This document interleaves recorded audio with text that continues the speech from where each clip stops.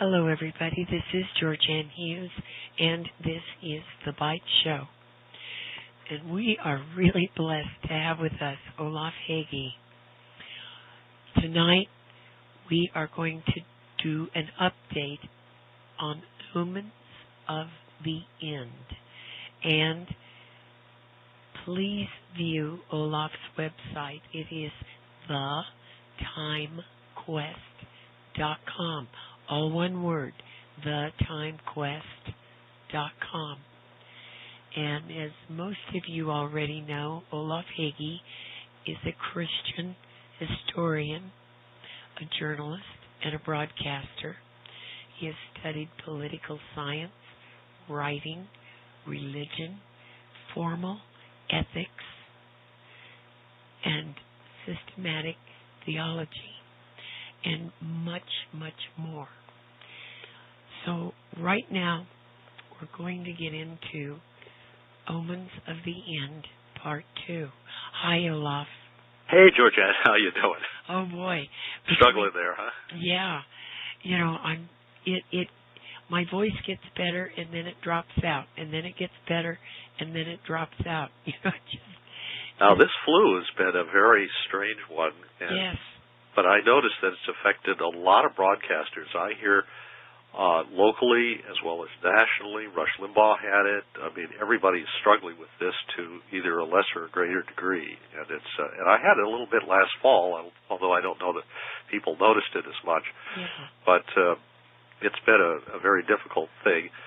And it's the kind of thing that makes you wonder, yes, maybe there's something going on out there, you know. Yeah, yeah. I don't know. But when we did the Omens of the One Part 1, of course, your voice was so bad, I had to take the whole thing without you being heard on the air. So right. I'm glad at least now people can hear you, which is better than it was a few weeks ago. Well, when we did that, I was talking about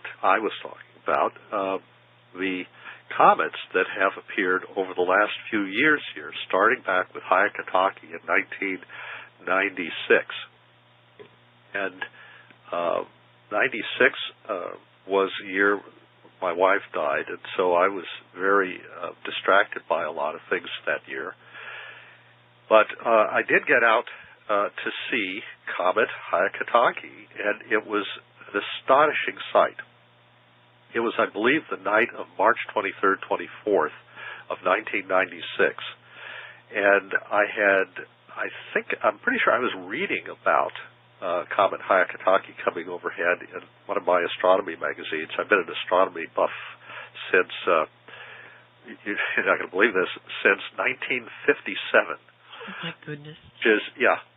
My father bought a telescope, a refractor, for my brother and I, who was a year and a half younger than I was. So you can imagine he was like 10.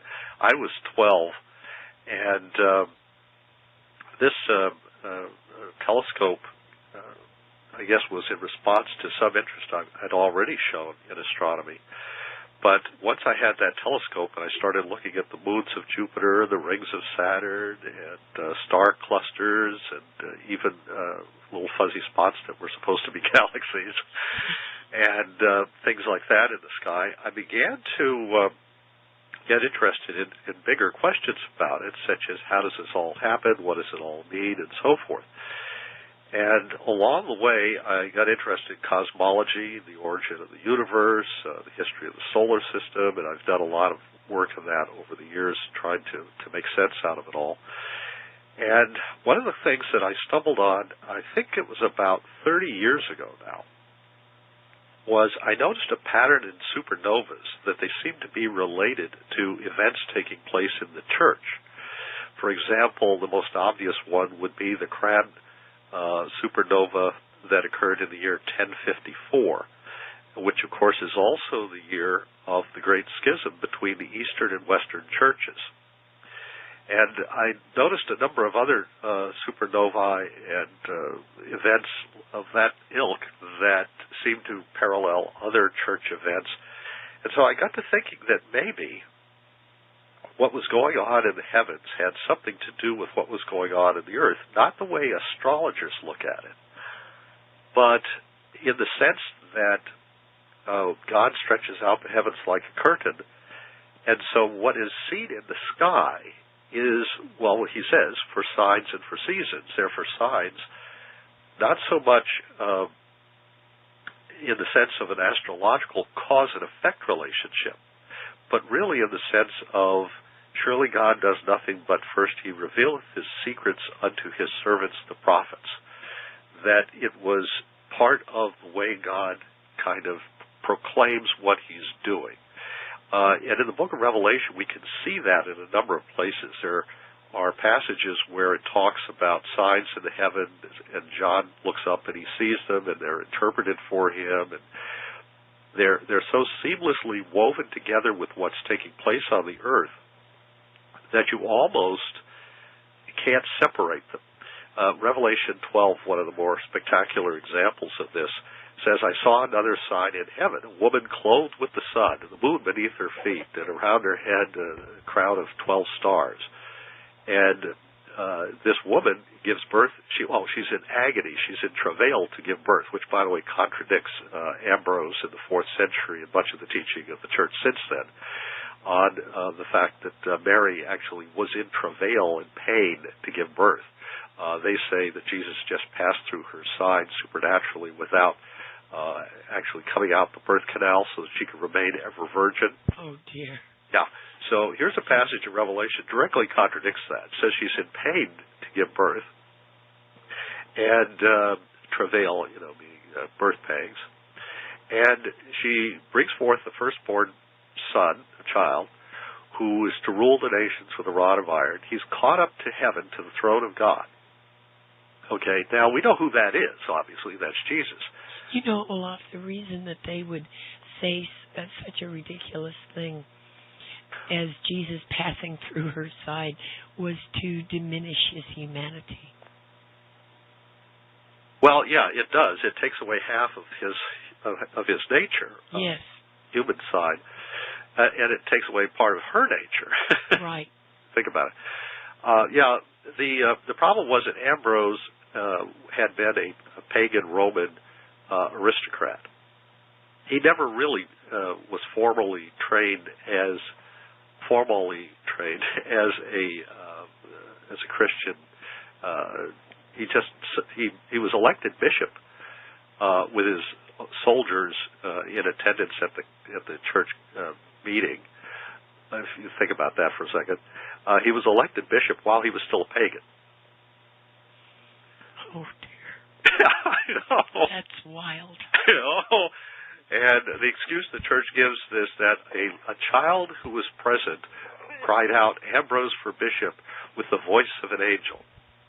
Obviously, it was one of his own soldiers in a falsetto voice, pretending to be a child, crying out. I think Ambrose pretty much made himself bishop of Milan, which was then the administrative capital of the empire. And obviously he didn't read the Bible. He didn't know what it said. So some of the doctrines he came up with were pretty bizarre. He came up with creationism, by the way. He's the guy who came up with the idea that the entire universe was created in 6 days. Now you say, oh, but that's what the book of Genesis says. No, it doesn't actually say the entire universe was created. What Ambrose did was he kind of included everything else that existed in the 6 days. But the way he interpreted it was really based upon a very simplistic kind of almost, I don't want to call it childlike, it's not quite the right term to use, but it was a pagan view of things. And it came out of his magical view of the world. And he was haunted, by the way, by demonic spirits. He died in a kind of a demonic frenzy. A lot of his so-called homilies or pastoral addresses were written by real Christians who assisted him. Had a secretary who was by his side recording stuff and writing things for him as well. And a lot of the bishops who were not really very holy would do this sort of thing. So you did have a problem with these people, that they were not what the church likes to advertise them as being. When they're talking to school children, in Catholic school, that's why I was taught all about people like Ambrose, was very different from what I found out as I studied them as an adult, and I got into their real histories and the full story, the rest of the story that they leave out when they give you the Sunday school version, so to speak, and it's a very different thing altogether. But like I said, I don't think he ever, I can't say he never read the book of Revelation, but he obviously hadn't read it before he came up with his doctrine about Mary's perpetual virginity. And in the book of Revelation, it's making quite clear that she gave birth in pain. She brought forth a male child in the normal course of events. And in the process of this, she had an identification with us, this sign of a woman in heaven, of a virgin in heaven. And obviously the astronomical sign of Virgo, the virgin, was meant. And it says there's a great red dragon, which is another sign in heaven, who's seeking to devour her child when she brought it forth. And if you look up at the heavens, if you have a star map or something, you can see that Draco the dragon is located right there, ready to devour the child of the virgin. Okay, now what's Virgo the virgin doing giving forth a child at all? A virgin-born child from ancient times, from pre-Christian times. I mean, it's up there. God had put these symbols in the heavens.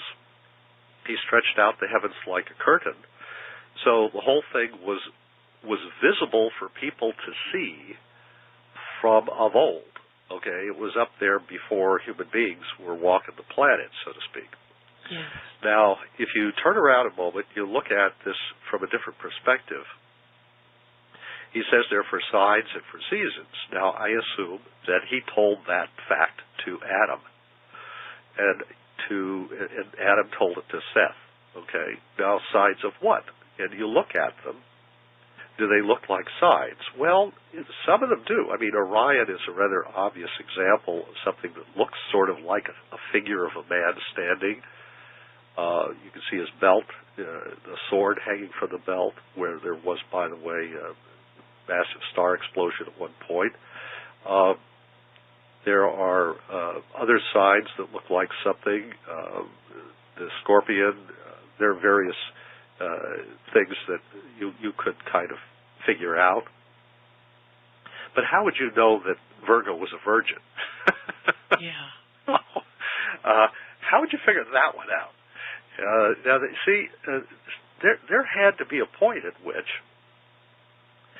there was some kind of divine inspiration, because according to the ancient Jewish Christian legends of the names of the signs of the heavens, that they were given to Seth, that Seth named these things, that Seth was the first one to call upon the name of the Lord, that he was a priest after Adam, that he was one who set up a priesthood which named the stars, and that eventually his successors, now think about the eventually here, we're talking a long time later, built what some people believe was the Great Pyramid.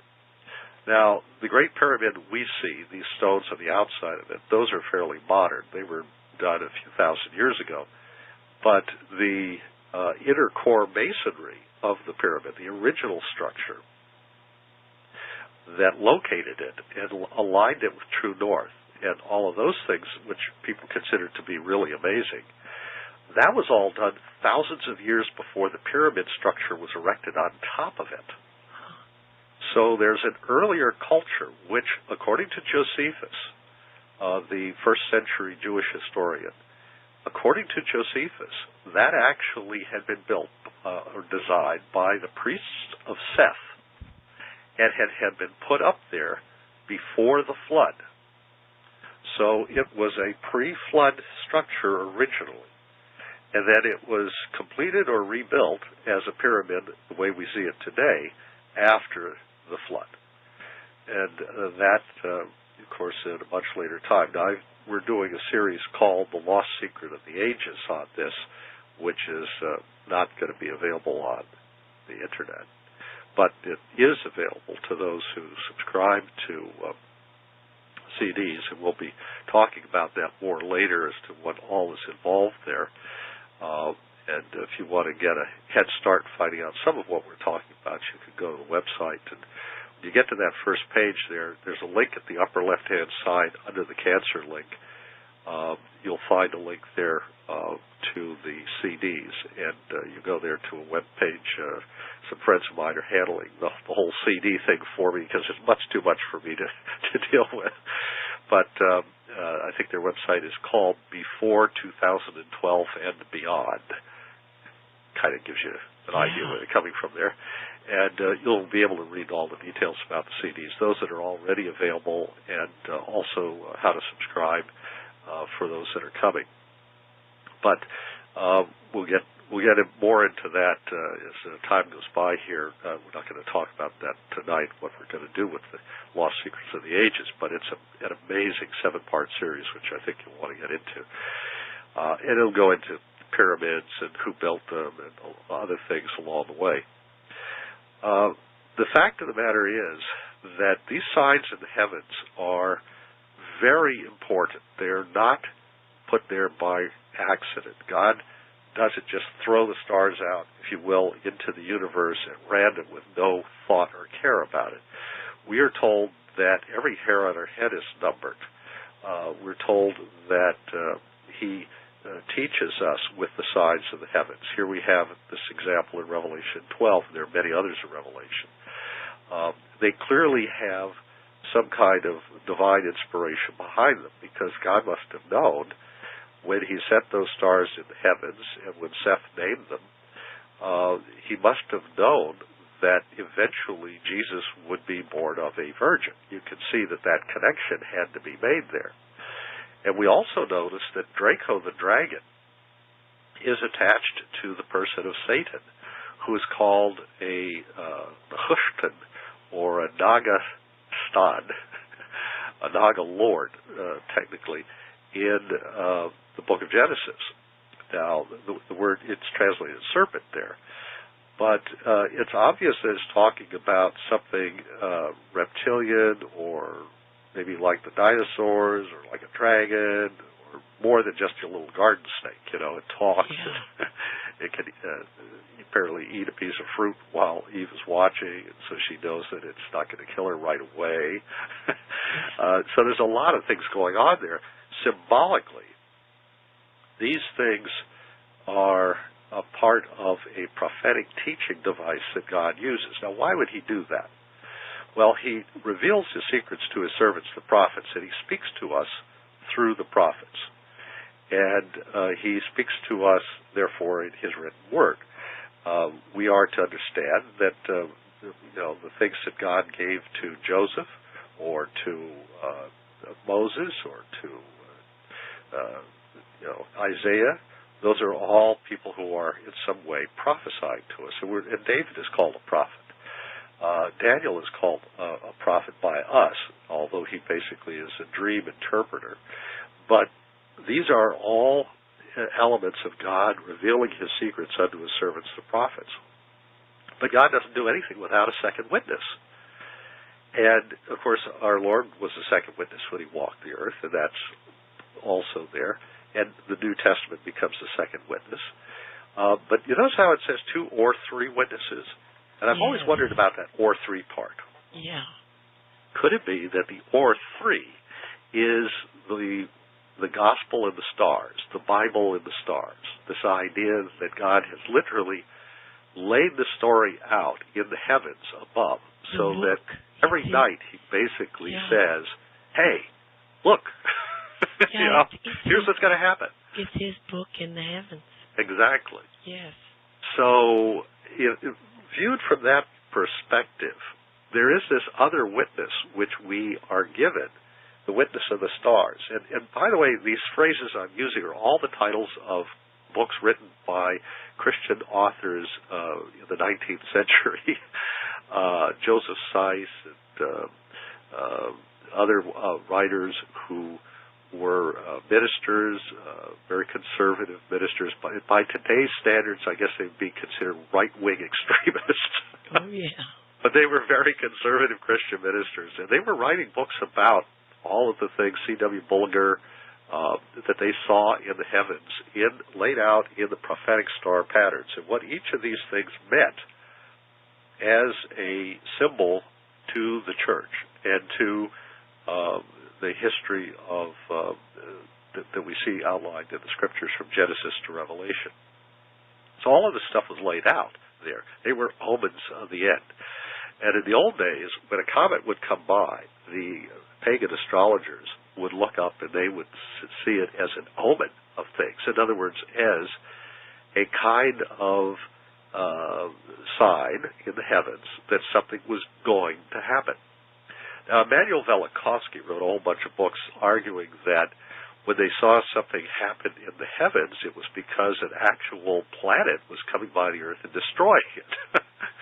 And hence they became nervous about anything that they saw in the heavens. So that's how he explained it. But I prefer and I'm not saying that those things didn't happen. What I'm saying is that I prefer to look at it as God having laid all of this out in the heavens beforehand, so that when we came along and he taught the meanings of the signs to Seth, there would be this other witness, this third witness, if you will, that would be available to us in addition to the witness of Christ and Holy Spirit in the New Testament and the witness of the patriarchs and prophets in the Old Testament. So that there's always a second witness or a third witness out there. There's always this other sign, if you will, to confirm what God is saying. So I became very interested when I looked up at the sky, and my wife was still alive at the time, in the spring of 1996, and I saw Hage.Typhon overhead. And here was this magnificent sight, by far the most spectacular astronomical event I have ever seen. And I have seen fiery green meteors, bowl lines streaking into the atmosphere. And they're spectacular, no doubt about them. But, I mean, they last only a couple of seconds, and they cover the sky long enough. One night I saw one green fireball that was so brilliant and so long-lasting that I could wake up Elizabeth and point out the window, and she could see it, too. So you can imagine how much time that must have taken. And so it was really spending some time going through the sky. I've seen some amazing things up there. And, of course, I mentioned through the telescope the moons of Jupiter and watching them change position from night to night and things of that sort. Well, Comet Hage.Typhon, when I looked up, I could literally spread my arms apart the way you would, sometimes you see people praying in the Spirit. I could spread my arms apart, and my left hand would be where the head of the comet was, and my right hand where the tail was. Okay, looking up at the sky. It's as if you could, it was too big to hold in your arms, outstretched. It was that big. It was huge. And it was going right over the Earth. In fact, it looked like it was going right over me. Of course, I'm up in Maine, so you can imagine where that is. That's 45-degree north latitude, somewhere around there. So it looked like it was going right overhead, and which is fortunate, I guess, but you know the way God works. The buildings were behind me, so they cut off a big chunk of the sky. There were trees across the street, and they cut off a big chunk of the sky. And the road was exactly parallel to the comet. So the way things just happened to be at that exact moment, I could look straight up into the sky at the exact moment I stepped outside, a little after midnight, and I looked straight up into the sky, and there was a comet literally laid out head to tail in the tiny little space I had for observation. I mean, it wasn't tiny, roadway, but in terms of the width, it was exactly centered between the buildings and the trees right across the street. So you just imagine this narrow, long strip. it wasn't tiny in the sense of the length of it was long, but the width was narrow. And so within that space here was this huge comet covering basically all the sky I could see.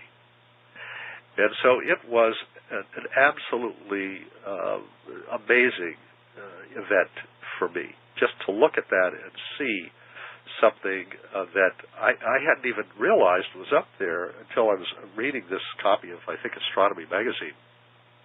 And all of a sudden, there was this thing in the sky overhead. Yeah. Absolutely breathtaking. And the most spectacular thing I've ever seen. I can well understand how great comets like that could cause people to become greatly moved by them. I mean, they really do affect you. That was in March. And about, let's see here, 2 or 3 weeks later was April the 11th. The night of April of the 11th, the comet and the planet Mars were in conjunction. And I noticed that the event was accompanied by, I think the moon was also in a very spectacular location. I'm trying to remember. I know there was an eclipse of the moon around here somewhere, a total eclipse of the moon at some point in this process. I can't remember the exact alignments, which comet it was or whatever, but there was some just amazing things going on, and I thought to myself, gee, April 11th must be a really important date. I wonder what's happening. So I checked the news, I looked around, I couldn't find anything, and I thought, gosh, this is odd. But I didn't even know the half of what was going on. You see, that night, the particular place where Mars and Hage.Typhon were located was Rosh Hashanah, the head of Satan, in the side of the Medusa, this chopped-off head of the Gorgon in the hand of Perseus. Now let's explain who these things are. The Gorgon was a three-headed monster, and one of the heads was this creature called the Medusa. And I like to call her Satan's daughter, yeah, or Lilith. She is this creature that is, she's a vampire. She's a flesh-eating monster. She says she turns men to stone. There's a wordplay there I won't get into. But this is a very dangerous creature. You can't even look at her, okay, because she's so dangerous. This is what people are told. You're not even supposed to look at her. And so she's this horrible creature. She's the succubus of medieval legend. Their traditions about her have her taking 8-year-old boys and draining them of their blood, all of their blood, and then taking a bath of the blood so she can use the hormones to beautify herself. Her shape-shifting from old hag into beautiful, seductive siren to seduce men, and then she rapes them and takes all of their, if you will, hormones and uses that to beautify herself. That she's constantly trying to keep herself alive and make herself look young and disguise herself and so forth. So this is a horrible creature, night creature, the night hag. She has all kinds of names in various cultures. It's the same entity, the same being. And she's one of this three-headed Gorgon. The other two heads, I believe, refer to the dragon, that is to say, Satan, the serpent, whatever you want to call him, this fallen angel, and his son, who we call Lucifer, or who is also known as the beast in the book of Revelation. He's this creature that empowers the Antichrist figure and so forth. So we're really boiling it down, it's the dragon, the beast, and the false prophetess. Okay, but these three elements, which represent three parts of evil, the Trinity of evil in the book of Revelation. So I think that the Gorgon is symbolic of that. Now, that's not the only level of meaning that you can find in the biblical text. I'm not trying to say this is the only way to look at it. all I'm simply saying to you is here's another level of meaning that you can derive from these symbols, because they represent a lot of layers of meaning. So here's this incredible scene with this Perseus with a sword in his hand, who's chopped off her head. And he has a reflective shield which allowed him to look at her through a mirror in a distorted form, so he didn't really get the curse. He wasn't killed by watching her. So he was able to cut her head off, or to cut off that head of the Gorgon, which was the Medusa. And he is holding her head in his left hand in the sky, and his name is called Perseus.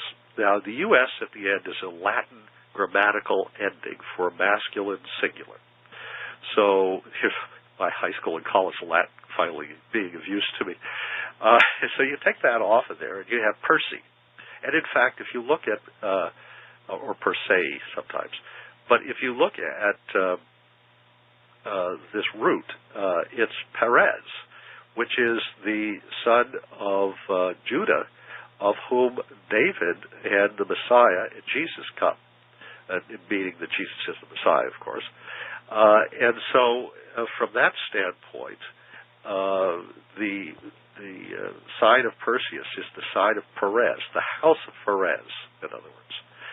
And so it represents David cutting off the head of Goliath, which, by the way, is a word which could be interpreted as a feminine, as a female giantess, as not just as a male as we normally think of Goliath.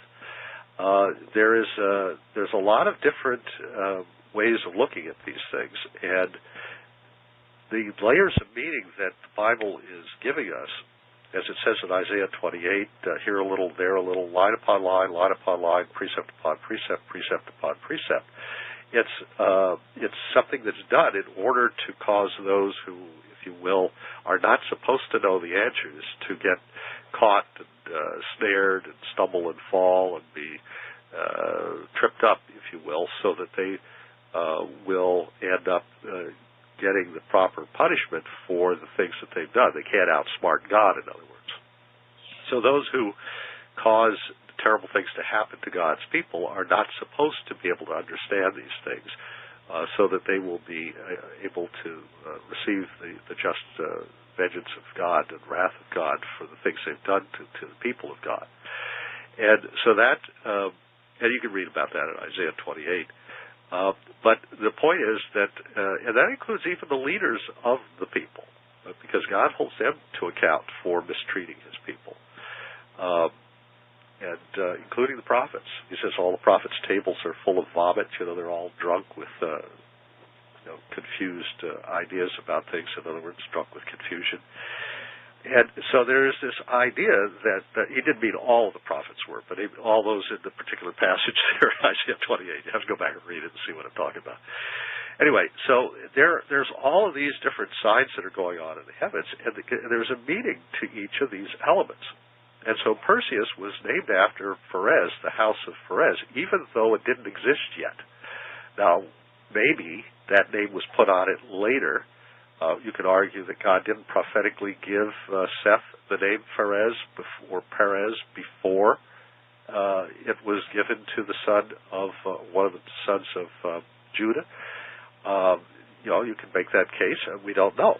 But I would like to believe that God, who sees the end from the beginning and who knows what's going to happen, is perfectly capable of giving the exact name to Seth to call these things, and then later on that name will be given to the line of the Messiah, to David's house. So, to me it doesn't seem odd that God can see the end from the beginning, right down to knowing the words and the letters and the meanings, as we'll get into in the Lost Secrets of the Ages in that CD series. But what we're talking about here is a specific symbol that I believe is a messianic symbol, holding in his hand one of the three heads of the satanic trinity that I believe is described in Revelation, the dragon, the beast, and the false prophet. And it says there that the dragon's cast out of heaven. He gives his throne and great authority to the beast. And then the false prophet does all of these signs and wonders in the presence of the beast. In other words, that the beast somehow transfers his energy or authority to the false prophet. And so we see here that all of this is kind of being passed down. And then finally, Christ comes and he destroys the beast of the false prophet. So you kind of see the progression here of the lineage is handed down from the father, the dragon, to his two children, who Christ then comes and destroys. The dragon is chained for 1,000 years, and then eventually he's cast in the lake of fire with his two children. So the three powers, or the trinity of evil, is finally destroyed. This is all wonderful symbolism and all, but take a look at what's actually happening for a moment. We're told that the false prophet causes everyone to receive a mark in their right hand or their forehead such that they cannot buy or sell anything without the mark of the beast or the symbol, the number that goes with that mark. And the mark in question, I've been able to show it's charagma in the Greek. It is actually a kind of, it looks like a barcode. Charagma meant a scratch mark that would be put on the forehead of a slave. When you enslaved somebody, you scratched his forehead, you left a scar there. And when the guy was removed from slavery, they crossed it out. And so freedmen in ancient Rome would wear their hair in bags over their forehead to cover the scar. And then they would see the crossed out scratch mark on their forehead, and they would say, okay, he's a freed man. And he would also be given a stone, a little badge, indestructible kind of emblem of his liberty to carry with him. So you see these symbols in the book of Revelation. They actually referred to somebody who'd been a slave under one of the heads of the beast, the Roman Empire, and had been set free in his forehead, been crossed out. That mark on his forehead had been crossed out. And then he was given a stone to carry with him that would be a kind of a badge or, if you will, a kind of a certificate that would prove that he had been set free. It was probably something that was stamped with some kind of authoritative magistrate's symbol to indicate that this was a freed man. Now, you might say, well, that could be faked. You could cross somebody's scar out by scarring him again. You could do this. You could do that. You could have, in other words, what we would call today an illegal alien. Somebody with fake papers, so to speak. Yes, that's true. Goodness. Yeah, it's possible. Yeah. And I'm sure they did have such people. And in fact, isn't Ben-Hur the story of such a person? Wasn't he? Well, I guess he was actually set free, though. But they didn't do it exactly the way it was done in ancient Rome because nobody wanted to scar against Charlton Heston's wonderful forehead. But that's the basic idea here. So a lot of the stuff we look at as symbols, but they were very real to John and to the people who lived in those days. And just as the stars and the symbols up in the sky were, they were very real. So these particular places in the heavens where the stars are located had significance to them, and the names had significance, and they viewed them in a certain way. So they saw, in the days of the first century church, they saw Perseus, and they knew it as Phares, or Phares. They knew what it was. They understood what some of these things represented. And I wouldn't be surprised at all, given all the astrological or astronomical material in the book of Revelation, that the author of the book, John, who I believe is John Mark, not John the Apostle, that's just me. Well, it's not really just me. There's a lot of people down through the history of the church who believe that. But anyway, that John, whoever you think he is, he knew so much about astronomy that I have to believe that he understood the connections between the three-headed Gorgon and the beast, the dragon, the false prophet that he was writing about, that he understood the connection, in other words, between these events, and that Phares represented the house of the Messiah and so forth. I think he must have had an understanding of these things.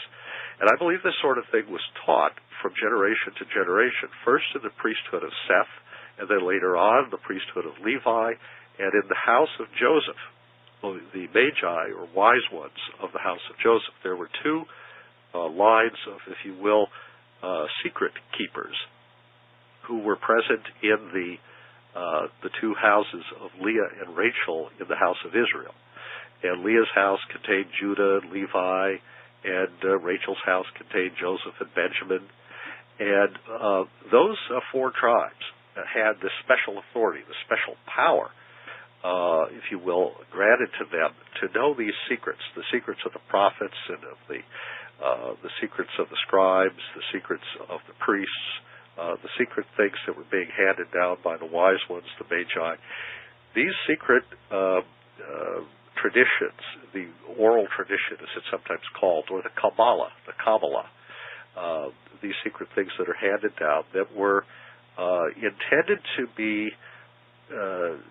ways of interpreting God's prophecies, helping them to understand what was going on, so that certain things that were not supposed to be given to the people would be kept in a kind of a tradition of a hand-me-down tradition amongst these special tribes. And these were the priests and the kings and the scribes and the prophets of ancient Israel. And they handed these things down in their houses.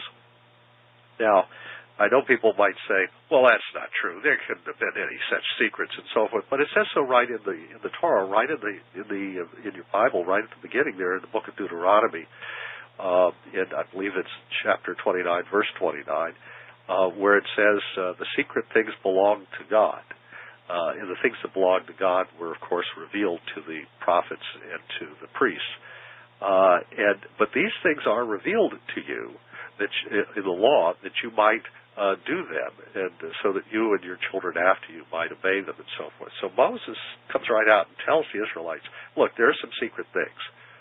We can't tell you what those things are, but we're telling you enough so that you can obey the law and do what you're supposed to do, but not enough to allow you to have, if you will, some dangerous information. And what was dangerous about it is that if it got out to the enemies of Israel, they would have the prophetic keys to know what was going to happen.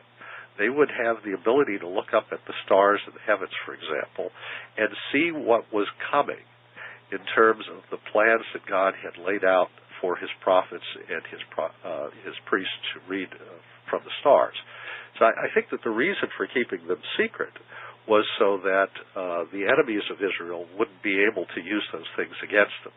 In other words, basically to give Israel an advantage over its pagan enemies and adversaries. So these things are important to know.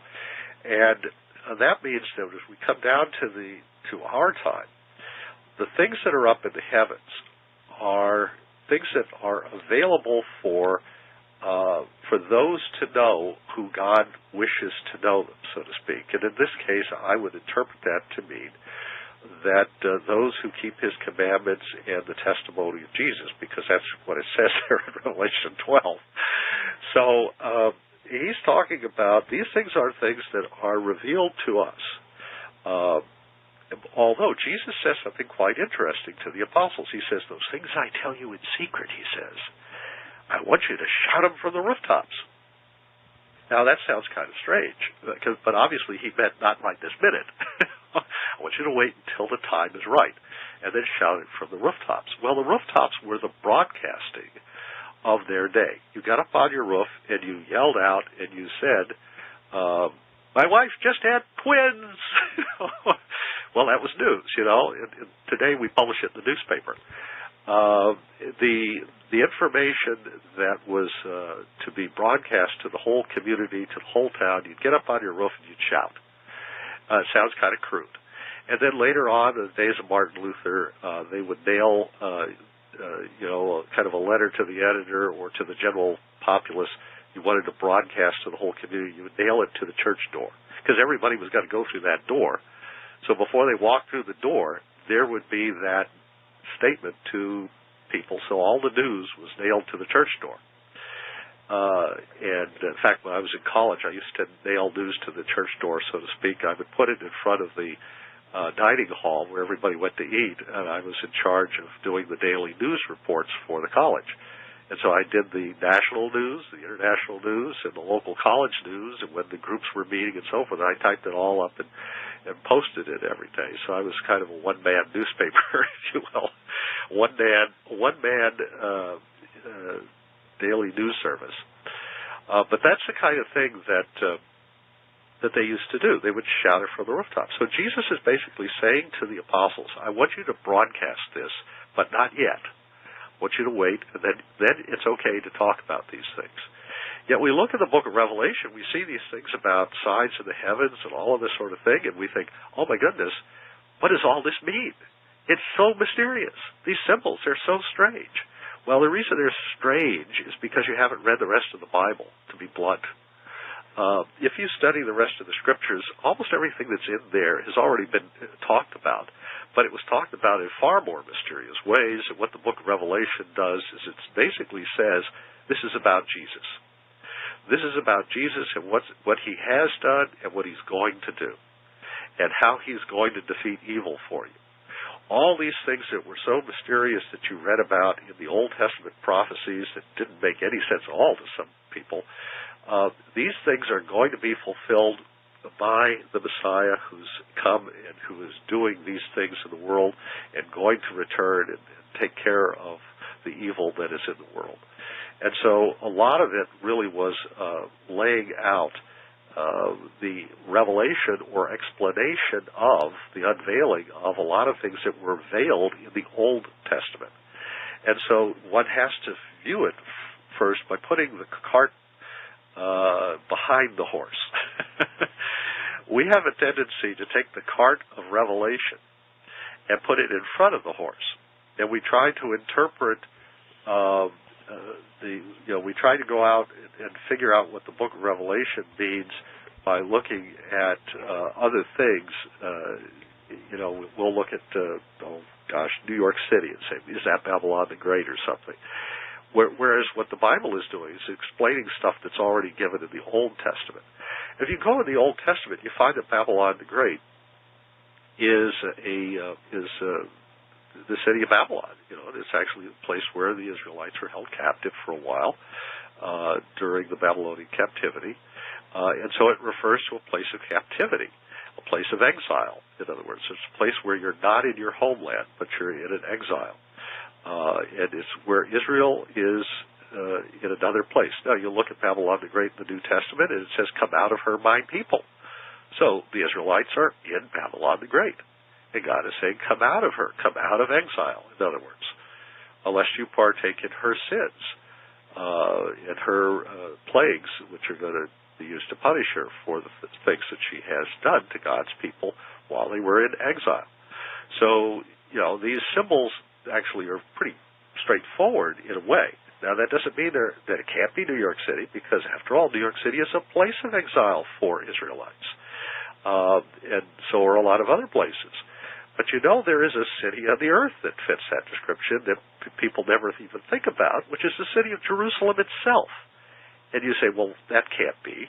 But, again, I say you're not reading the whole Bible. Go to the book of Hebrews, and it says, on this earth, in this world, we have no certain city. We have no particular city here that belongs to us. This earthly Jerusalem is not our real Jerusalem.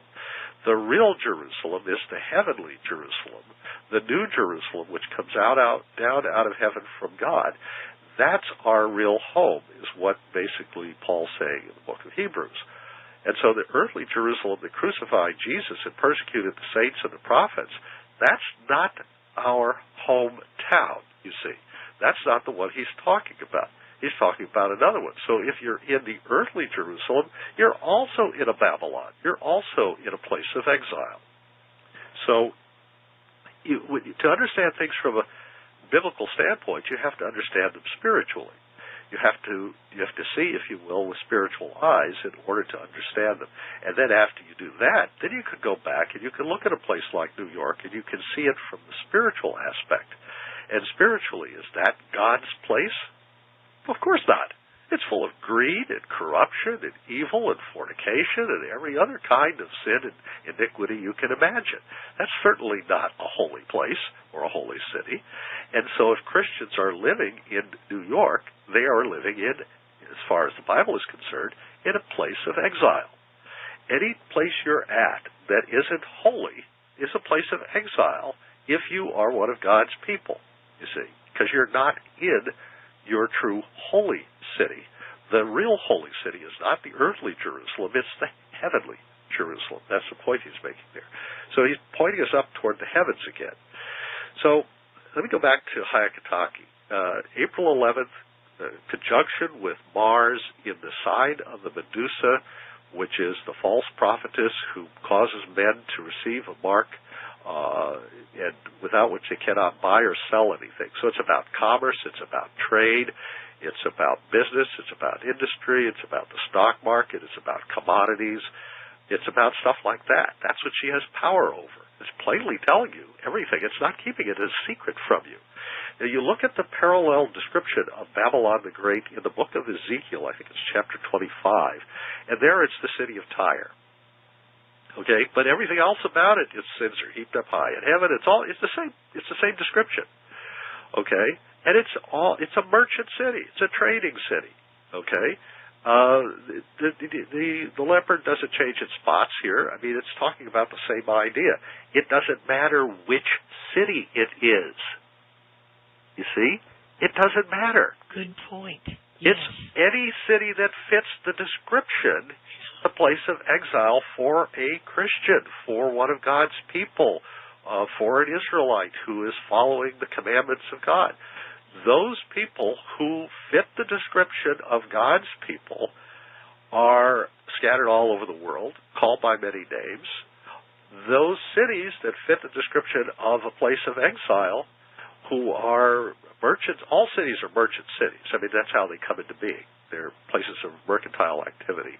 All of these earthly cities are built around the idea of making a profit, of exploiting people for money in various ways, of putting people into debt and forcing them to basically be financially enslaved in some form or another. That's how these cities come into being. They become places where a handful of people get rich at the expense of the vast majority of people who end up, in effect, enslaved to them, with a mark on their forehead, scratched in there or whatever.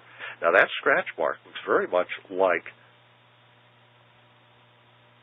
like one of those barcodes on your credit card. We actually have politicians right now that want to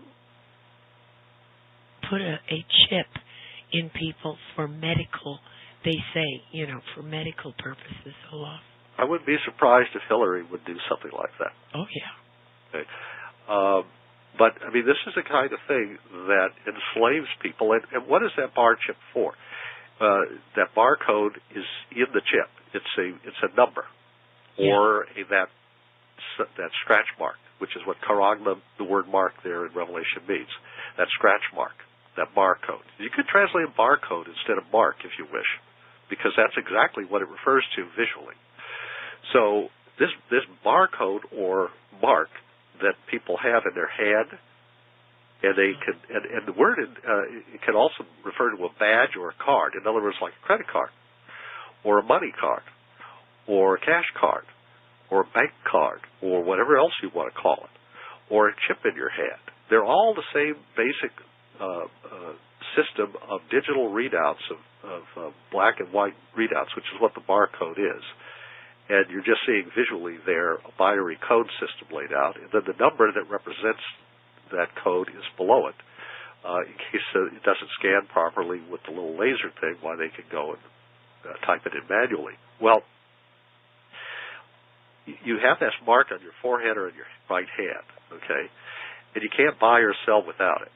Well, we're getting to the point where paper money is being phased out, and in fact, 95% of all the transactions now being done are electronic, and paper transactions are diminishing slower and slower. There's that TV commercial where you see somebody writing out a check or trying to pay with cash, and everybody else is rolling through with their credit card and slicing their card through the machine, and then everything grinds to a halt while everybody waits for this person to use cash. Yeah. Okay? Well, they want this cashless society. Well, when they get to the cashless society, then you will not be able to buy with cash or a check. You will have to buy with a card, with a mark, in other words, with an electronic mark. Yeah. Not quite there yet. So you know that this system isn't in place until they forbid you to use cash. See and that day is coming. That day is coming. You can see it coming. Yeah. But you can see also how close it is by how much cash you see in circulation. So there's this process going on. Now, what's this got to do with all these comets again? Well, April 11th, 1996, there's the planet Mars conjunct with the sign of Rosh Hashanah, the head of Satan, in the sign of the Medusa, the hand of Perez, or Perseus, in the hand of the Messiah, who's cut this head off. Well, what's that a picture of then? The Messiah has cut off, has cut short, if you will, the times, or the head, the days of the Medusa and of the Antichrist and of the dragon. Okay? He's cut short their time.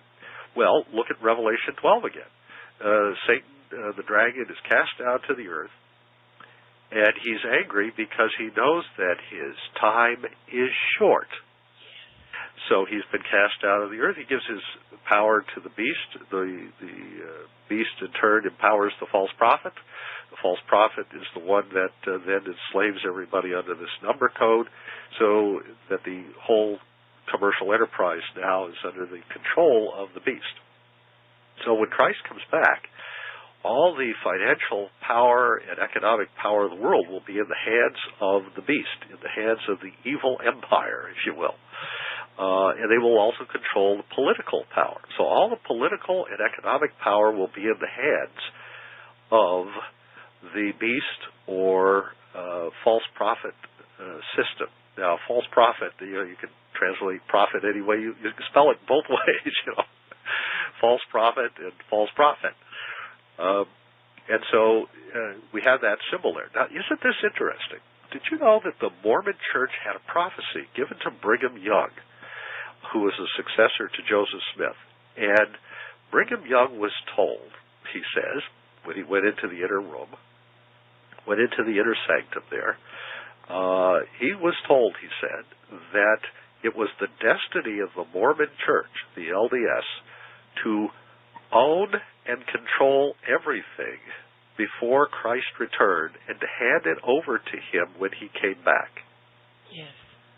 Well, that's odd, because the prophecies are very clear that that person or group or organization or entity or whatever that owns and controls everything when Christ comes back, those are the bad guys. That's the beast and the false prophet who do that. Okay, that's the dragon empire that's doing that. So Brigham Young's prophecy was then used to set up something called Utah International, which is a holding company for the Mormon Church's holdings, including uranium, for example. And they have lots of uranium mines that they control and own. And insurance companies and all kinds of companies. They merged with General Electric for a while, which is one of the top 3 corporations of the world, and involved in a lot of black ops projects. But one of the things that GE does is it builds nuclear power plants around the world. It used to build them here in the United States. And so they're desperate to take this uranium and have it sold for profit. They've got to spread it around. Yeah. Now, so the United States has to build more nuclear power plants, or we have to stop discouraging other countries from building nuclear plants, like Iran and North Korea and Iraq, okay? Or we have to get back into a nuclear arms race and stop, taking our missiles offline and taking out our nuclear warheads, which we've been doing. In other words, everything we've been doing has been cutting the demand for uranium.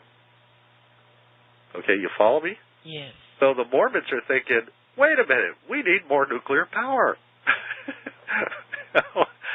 So lo and behold, they run a candidate, Mitt Romney, one of whose main platforms is that he's got to start a big campaign to build nuclear power plants so that the Mormons can sell their uranium to somebody. And obviously, this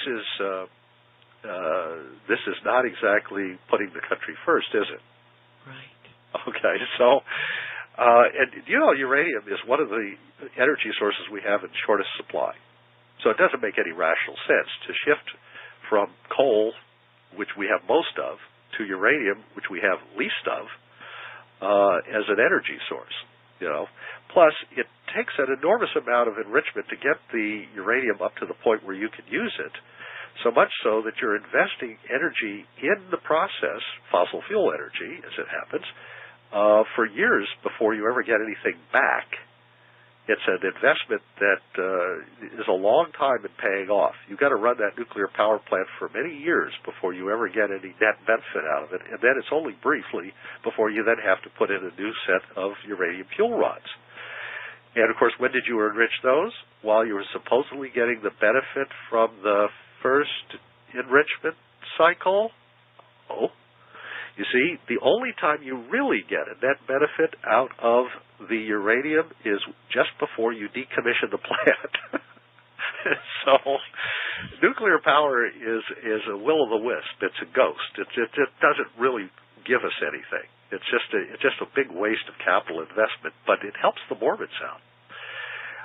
And so we have this problem that we have a candidate there who was apparently believed that the Mormon Church should end up controlling and owning everything in the world, that is, not just the U.S., and who believed that we should build a lot of rather useless nuclear power plants so that we could spend all that money enriching the Mormon Church by buying up its uranium investments. And boy, oh boy, with the kind of weather and earthquakes and things that are coming, nuclear power plants are not a really great thing to have. Well, we got 109 nuclear terrorist targets in this country in the form of nuclear power plants. I think that's a bad idea. I do too. I hope other people who have, maybe a kindergarten level education would understand that. I mean, that is such an obvious thing. Everybody seems to get it, except, of course, the Mormons, Mitt Romney, and a few other people who are pushing nuclear power. I mean, they're all pushing it. I don't know of anybody who isn't at this point. It's hard to get a candidate who isn't supporting it, which is tragic when you think about it, because it won't save oil. I mean, how does a nuclear power plant save oil? See, it doesn't. There's no connection.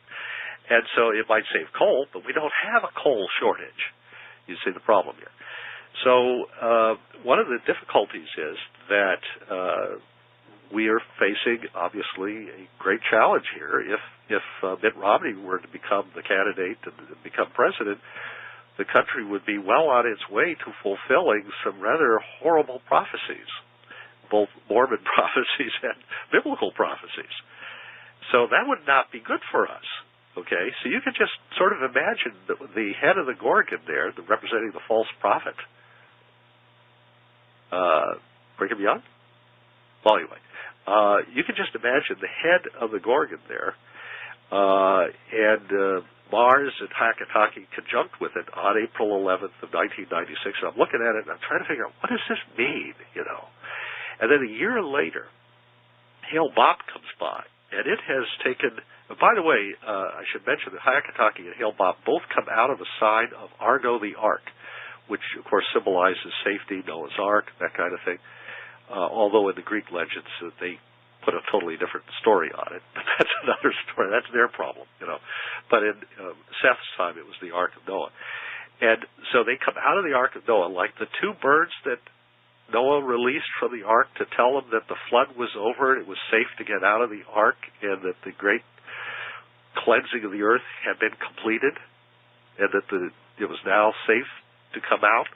Okay, this is a kind of a messianic, age-ending kind of symbol here. So these two birds, Comet Hage.Typhon and Comet Hale-Bopp, took thousands of years to reach us, okay? One, the story is that it was about a 20,000-year orbit. The other one is supposedly on a 4,000-year orbit, or were before they came by us, and they've modified a little bit. But those are, a long time in coming. They were set in motion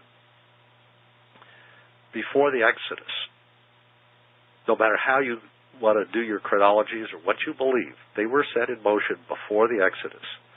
They were set in motion, really, at the time of the creation, if you will. God put them out there. He set them on their paths.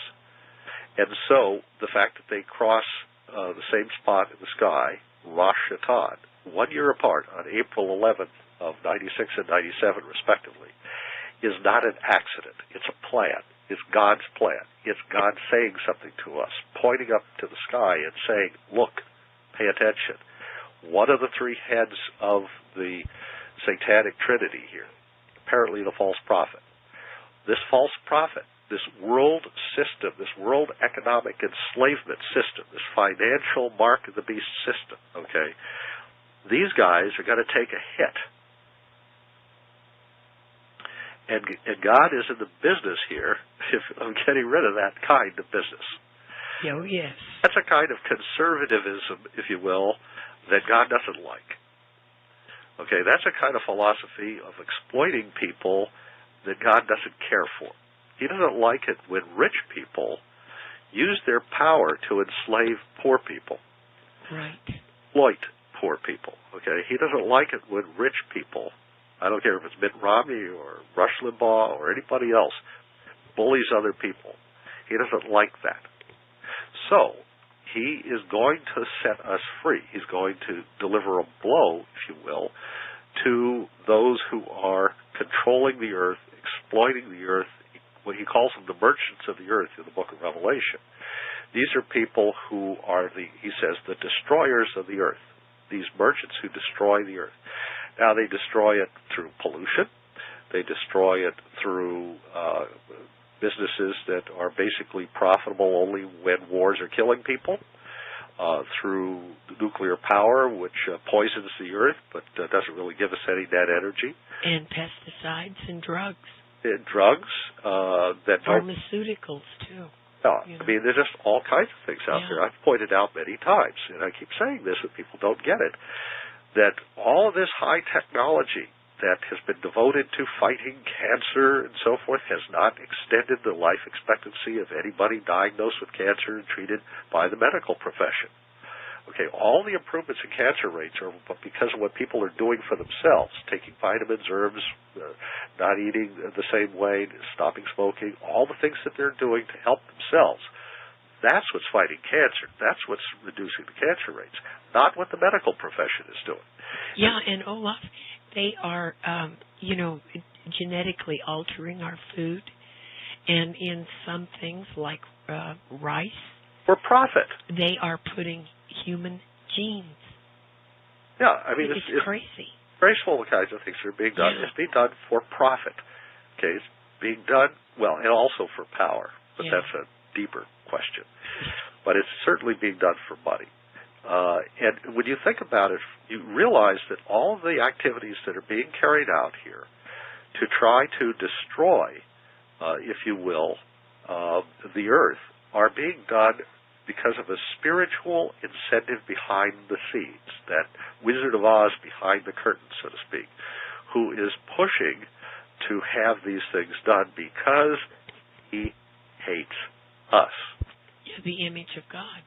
We are in the image of God, and worse, we are the heirs of God. That is to say, the sons of God, the children of God. Those terms absolutely drive the bad guys nuts, because what they signify in Christian, which means to be one of Christ's people, one of the inheritors, one of the heirs, because ultimately this is about a group of angels who thought they were in charge of the universe, who thought they were running the show. And then along we came, little upstart Homo sapiens, who in their view are, we're dirt, we're beneath them. Okay, we're nothing to them. We're subhuman, if you will. The way the Nazis treated the Jewish people and the Gypsies and so forth, and Christians for that matter, that's the way they think of us. Okay, and in fact, the Nazi mentality comes from them because the Nazis thought they were Nephilim. They thought they were the offspring of the fallen angels. They traced their heritage back to the Nephilim, and so they believed. How did they do that?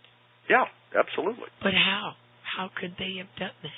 Well, because they believed that the heritage of those people could be seen in the supernatural psychic powers and other sides of their race, of their group of people, of the Teutonic race, and the traditions and the mythology and the folklore of the Teutonic race, which went back to this idea that they were the offspring of the gods and so forth.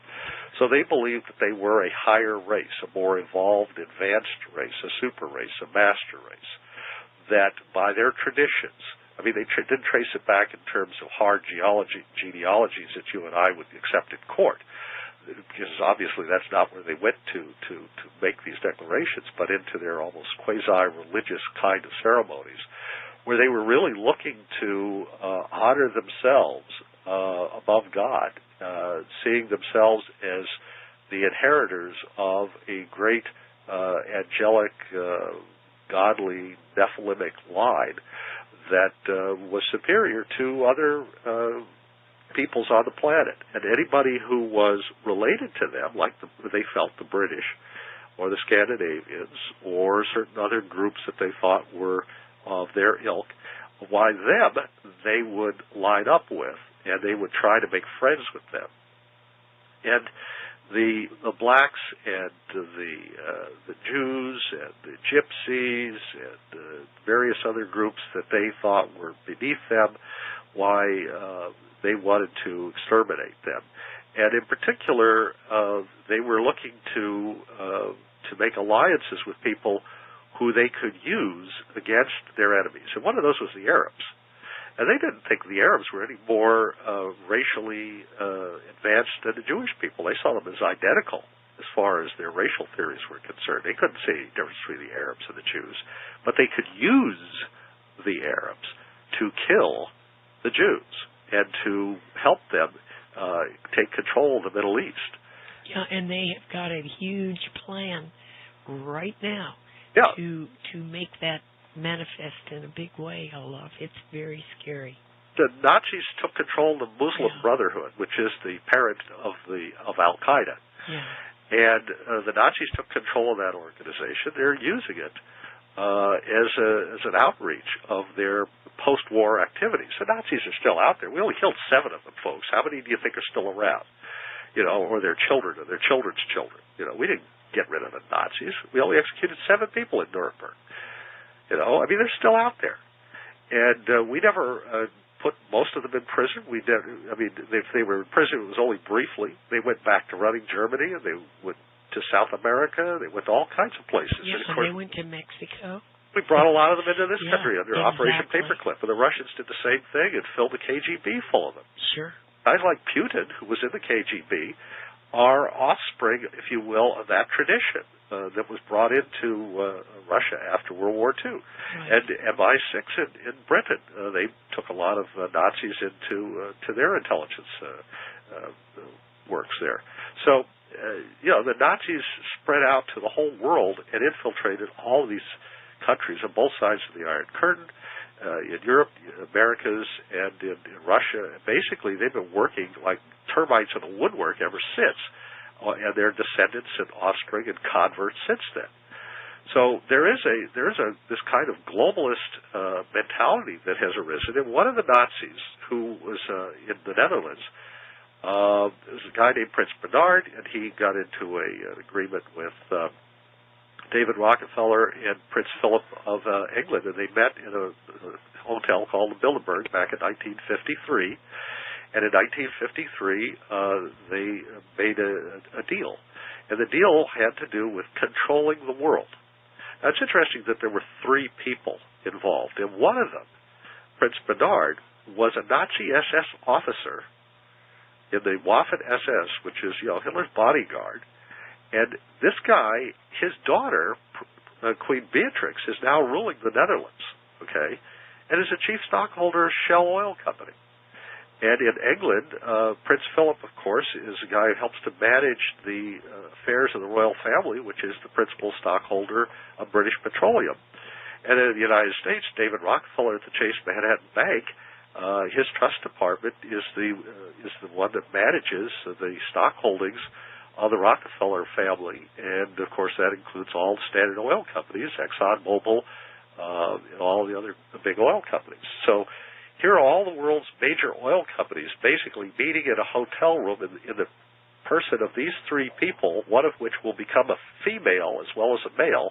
That is to say that Prince Bernard's daughter, Queen Beatrix, will take his place in this triumvirate, okay, which takes us back to the Gorgon, this three-headed beast, where one of the heads seems to be either male and or female at the same time, this false prophet. And again, we're talking about, the global oil industry, but we're also talking about a group of three individuals who decided to help themselves by controlling what people did economically and politically, and they believed in a global union, putting the world under a one-world government. Sound familiar? Exactly what the book of Revelation was forecasting was going to occur at the hands of these people, and that they were going to do this, I guess, within their lifetimes. And, of course, David Rockefeller and Prince Philip are still alive. Queen Beatrix is the successor of Prince Bernard, but the Nazi. No, she's the daughter of a Nazi SS officer. Okay, so she's still alive. She still attends the Bilderberger meetings, but so does Hillary Clinton. So do Bill Clinton. So do I think the Bushes and a whole bunch of other people. I mean, they've been picking presidents and controlling what goes on in this country for a long time. And I've gone through this litany of the Rockefellers back in 1953. Nelson Rockefeller becoming the reorganizer of the federal government for President Eisenhower, David Rockefeller meeting with Prince Bernard, the SS officer, and Prince Philip at the Bilderberger meeting in 1953, and the whole UFO thing going underground after the CIA conference on UFOs that was held in 1953, the Robertson panel. So you kind of get a feeling here that something's going on, in 1953 that's really, really important. And it's at this point that you begin to see the communists to reach their high point in 1953 with the fall of East Germany and Czechoslovakia and all of these little dominoes that fell after World War II and so forth.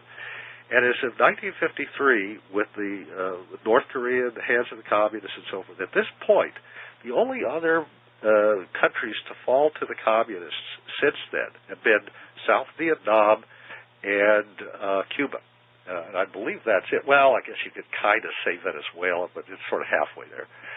And so there's been a kind of a halt to communist expansion. Now, who are the communists? They were the enemies of the Nazis. So once these guys who were, if you will, shaking hands with a Nazi SS officer back in 1953, once these guys set their minds to it, they began to stop the advance of communism. And they began to, if you will, spread fascism, which is basically what's going on here. Fascism is government-sponsored corporate prosperity. It's where the government and big business are in partnership with each other, which is kind of amazing because since 1962, the Fortune 500 corporations, the 500 biggest companies in America, haven't added a single net new job to the country's employment. Oh, my goodness. Look at all the jobs at McDonald's and Burger King. Well, but you think that those are net new jobs. But in fact, when you add up the total that the Fortune 500 had in 1962, they're down by about 30% or so from the employment they had then. They're actually falling. And you want to know where the jobs are, go to China and India. Go to Canada, go to Mexico, go any place but America, because that's not where the jobs are, at least not if you're working for the Fortune 500s. These are the guys, remember, whose stock is held in the Chase Manhattan Trust Department and in other banks and the Federal Reserve System and so forth that these guys have great control and influence over, that those stocks, those companies, they have been shipping jobs out of this country as fast as they can think to do it. They're exporting America. They're exporting our factories, our jobs, our resources. They sold our Alaskan oil to British Petroleum, to Prince Philip and his family. If you take a good look at it here, all of this stuff is being shipped out of our country. We're losing control of all of our assets. They're buying up, foreigners are buying up every little nook and cranny of the country. They're buying up your local sewer system. They're buying up your utilities. They're buying up your roads and bridges. They're buying water. The water systems, they're buying those too. They're buying up everything. Yeah. And we don't even see what's going on. We are becoming slaves. Yeah. We're being scratched on the forehead by the beast. And his claws are scratching us all on the forehead, putting us into slavery, getting us to the point where we can only buy and sell with a mark, with a card, in our hand or on our forehead, with a biochip or some kind of other mark. And they can use a carbon dioxide laser to create a kind of a scratch mark, a barcode in the bone of your forehead, like they do with cattle. Yes. To brand cattle now. Cattle are now branded this way. Okay? So the mark of the beast is a cattle brand. And indeed, that's exactly what it was. Remember, Cain said to God, it says, every man finding me will kill me. Because Cain was thought of as a beast, he was thought of as having horns and hair like a beast, like an animal. Yeah. There's an old Jewish legend about him accidentally being shot with an arrow by somebody hunting who couldn't see clearly. And that this mark was a brand on his forehead, basically so that people wouldn't accidentally kill him as a wild animal, but would regard him as a domesticated, branded animal, and therefore you don't kill somebody else's property. And so God put his own brand on Cain's forehead. And in the in the Hebrew, the word mark there that he put on Cain is Aleph, Vav, Tav, which is Aleph and Omega if it were translated into Greek, if you were to translate the meaning of it into Greek. Now, Alpha and Omega is what's on, if you will, is the mark of Christ, so to speak, in the book of Revelation, the beginning and the end. And it means that Cain is in the beginning. He's also going to be around at the end. He who was, is not, and is to come, is to ascend from the abyss, is to come up. And he's going to be around at the end. So when he reappears, and in a sense spiritually he's here, he is going to be around to be the Antichrist at the end, in my view. I think he's the beast that we're being told about. That he ties all of this together, just ties it up into a nice little knot, if you will, at the very end. So try to picture this. We have a Messiah of the house of David. Just think of the Star of David, a six-pointed star, being branded on top of the forehead of the Medusa. Try to picture that image for a moment. And because it's like hitting her on the head with a mallet, where you sacrifice the Lamb of God, and he's hit on the head with a mallet, and he's crucified for sin. He's the Passover Lamb. Well, if you're going to, if you will, do to the Antichrist what you do to the Christ, then you have to, if you will, strike a blow to the head of the beast. And sure enough, it says he's wounded in the head, but he recovers. He's raised from the dead, just like Christ was. You see the point here? There's a parallelism here. It's all reflected back and forth. Each side of the ledger is like a set of accounting books that have to be in balance. So back and forth it goes. So here is this comet that comes by on April 11th of 1997, crosses Rosh Hashanah, the head of Satan, in the forehead of the Medusa, and it crosses. It's actually the eye of Medusa, but it's on her head. And crosses it in the opposite direction. So now there's a giant X over the forehead, or the head of the Medusa. Now, head and forehead depends on how you draw in the picture of around the stars. So, it's somewhere up there. but it's Rosh Hashanah, which means the head of Satan. So the head of Satan is being crushed, if you will, or crossed by these bright comets that greatly outshine it, and make a giant X mark over it on April 11th. Now, April 11th, 1997, we don't have a Mars conjunction or something else going on, but what we do have, we had Mars the year before. This time, we had, now think about this, the Shroud of Turin was almost burned. Somebody calls up the cardinal's office and says to the cardinal, there's going to be a fire in the chapel, in Turin Chapel, and the Shroud of Turin is going to burn if you don't take it out. You must rescue the Shroud of Turin. The cardinal ignored the message. The fire broke out. Let me go back a moment. The cardinal ignored the message. Let's stop there for a moment. Yeah, isn't that interesting? Here is the most sacred of all Christian relics, if it's genuine. You can't imagine a more sacred relic if it's genuine. You can't even conceive of one. The very body and blood of Jesus are soaked into it. Not imagine a more sacred relic. Okay? This relic is created between the crucifixion and resurrection. If it's genuine, you can't imagine anything more sacred. So if a cardinal is told that there's going to be a fire in the Turin Chapel, and he doesn't call the fire department, or he doesn't put up a guard, or he doesn't do anything to prevent the fire, or doesn't do anything to rescue the shroud, what would you say about that cardinal? Make you suspicious, at least, wouldn't it? Oh, well, I would think so. Gee. So the fire breaks out. Hale-Bopp is crossing Rosh Hashanah at this very instant. It is 1 year to the day after Hage.Typhon has crossed Rosh Hashanah in the opposite direction, with Mars in the same position. Mars is on the head of the Medusa. Rosh Hashanah is on the head of the Medusa. Hale-Bopp, Hage.Typhon, and here's this fire in the Turin Chapel that they've been told in advance about. Now, we don't know if it's somebody tipping them off. We don't know what that call was. But the cardinal ignores it.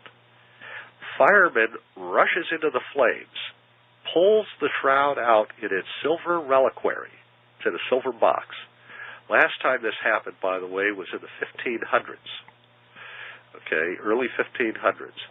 And the shroud was almost burned on that occasion. Big molten globs of silver fell on the shroud and created those patchwork diamond shapes that you see up and down the shroud.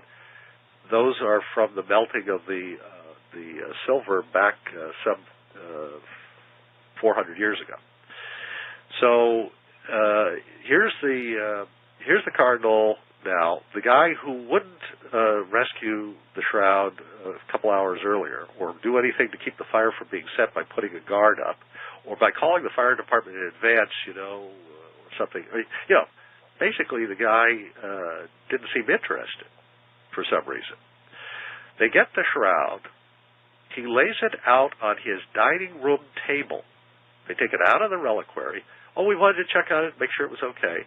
They take it out, they lay it out on the dining room table, and he calls in the press, and he calls in various people to go look at the shroud and take a look at it on his dining room table. Now, remember, back in the 70s, they had this Shroud of Turin research project 10 years earlier. It was 20 years earlier, exactly.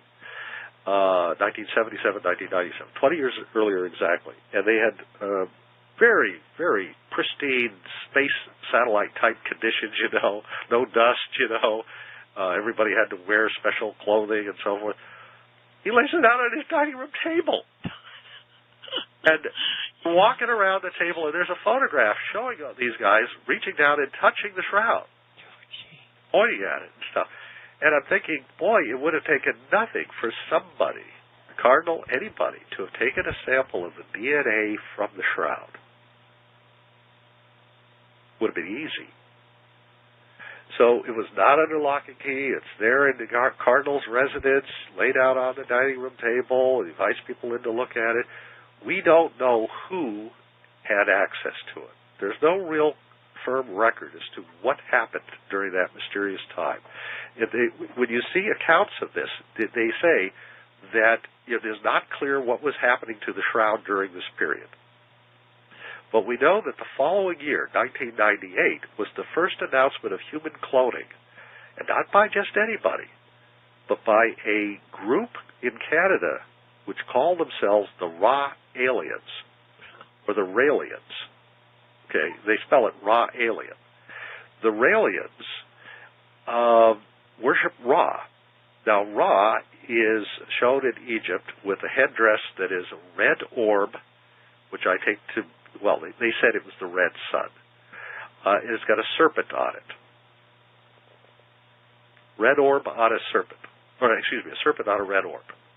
Okay, to me, the serpent is always you-know-who, and the red orb is the planet Mars.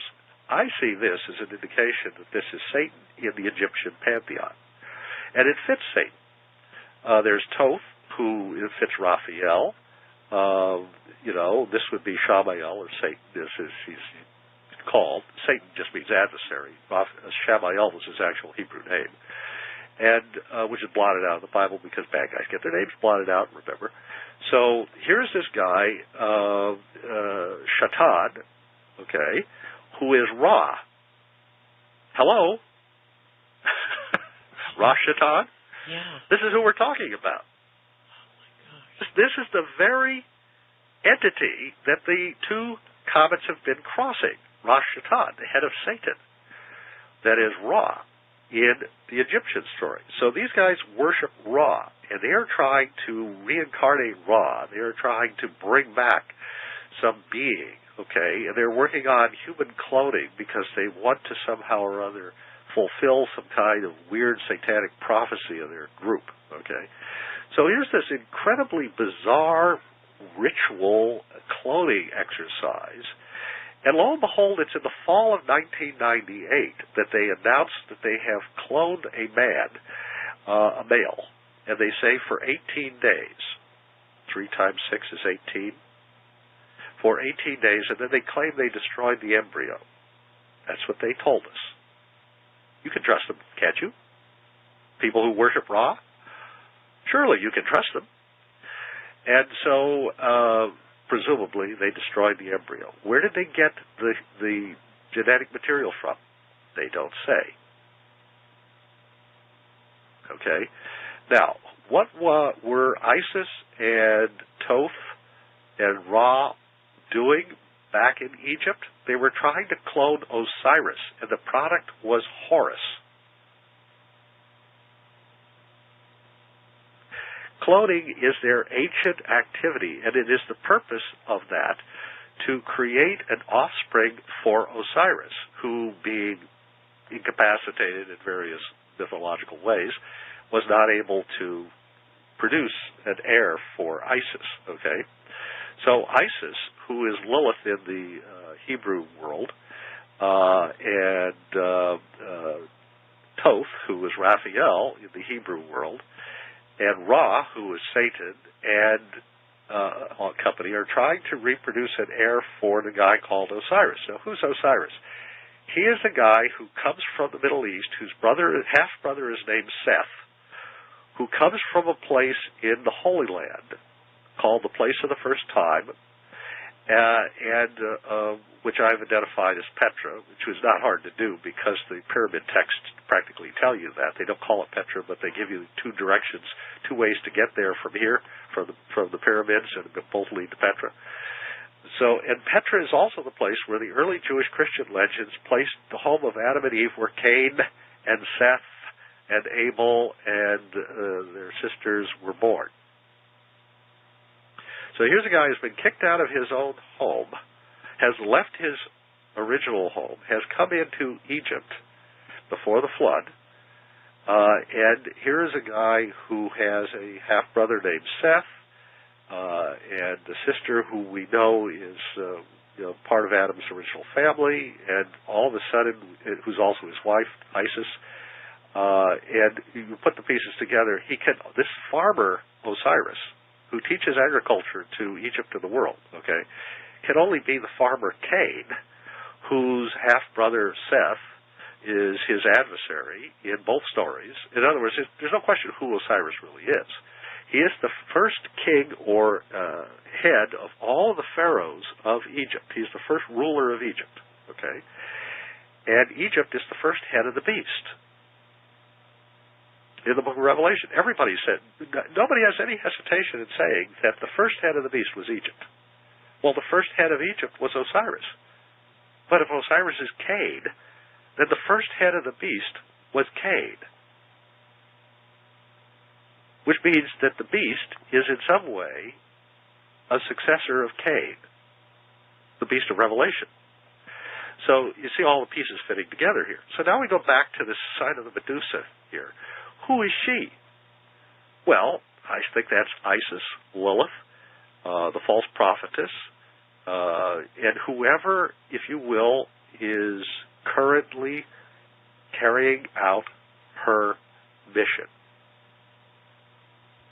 And that includes the act of cloning a successor to Cain. Well, Olaf, we know that this, there were chimeras and other such things in the pre-flood world. Oh, yeah. Genesis says in chapter 6, the animals had corrupted their way on the face of the earth. Yes. All the animals were corrupted in God's sight. Yes. How were they corrupted? Were they not keeping the Sabbath or something? I mean, how does an animal get corrupted? I think that's talking about genetic manipulation of animal life on the planet. So you have this incredible picture is beginning to form of all of human history being encapsulated in this story, with Seth being given the meanings of the signs, and now with us watching the comets crossing these signs after thousands of years that they've been in progress to make this symbol come to life in the heavens above, while something strange is going on the earth beneath. And all of a sudden the Raelians come up with a cloned male in the fall of 1998, which was the 2000th anniversary of the birth of Jesus. Oh, gee. So, you go to my website, thetimequest.com, and I have a whole page there on dating the birth of Jesus. Not everything's up there, but I put enough up there that unless you're just a total skeptic, you'll at least give it some credit. So the 2000th anniversary of the birth of Jesus, these guys are announcing they've cloned a body which may have been made from the DNA of Jesus. You follow me here. But what spirit were they going to put in that body? If you go back to Isis and Osiris and Horus in that story, she's trying to take a body of a baby that she's managed to clone, kill its spirit by killing the baby, and then resuscitating the baby with the help of Thoth, or Raphael, and then putting the spirit of Osiris, her dead brother husband, into the baby. You follow that? Yes. So when it doesn't succeed, it did not succeed, Horus grows up, and he goes back to Petra, takes a journey to Petra, a pilgrimage, talks to his father's ghost, Hamlet, and he asks, he says, I have a mother's stain, because she's shacking up with my uncle. That would be Seth. And he and she have done something, and I don't know what the secret is. And so his father Hamlet's father, tells him, I am thy father's ghost, condemned by day to fast in fires for the evil deeds of my youth, and by night to walk the earth. Oh, really, Dad? That's interesting. and your mother and my brother conspired to kill me. Well, that's the story from Egypt of what happened to Horus. Shakespeare took the legend of Osiris and Seth and Horus, and he wrote it up as what we call the story of Hamlet, the play Hamlet. And that is literally based upon this ancient tradition. Now, what happened was that Seth and Isis supposedly got together. She wanted the throne all to herself.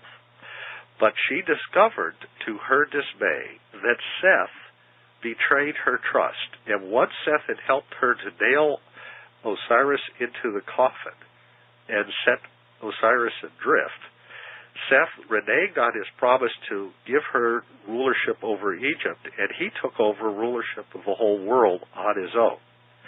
And Isis did not get to rule in Egypt, so she was hanging out in the marshes, so to speak. She was in the wilderness trying to avoid capture. And so she decided to get the help of Thoth, or Tehuti, or Raphael. Tehuti is the ancestor of the Raphaim, or the Teutons, as they are called. Well, the Raphaim, aren't they the descendants of Raphael? Yes.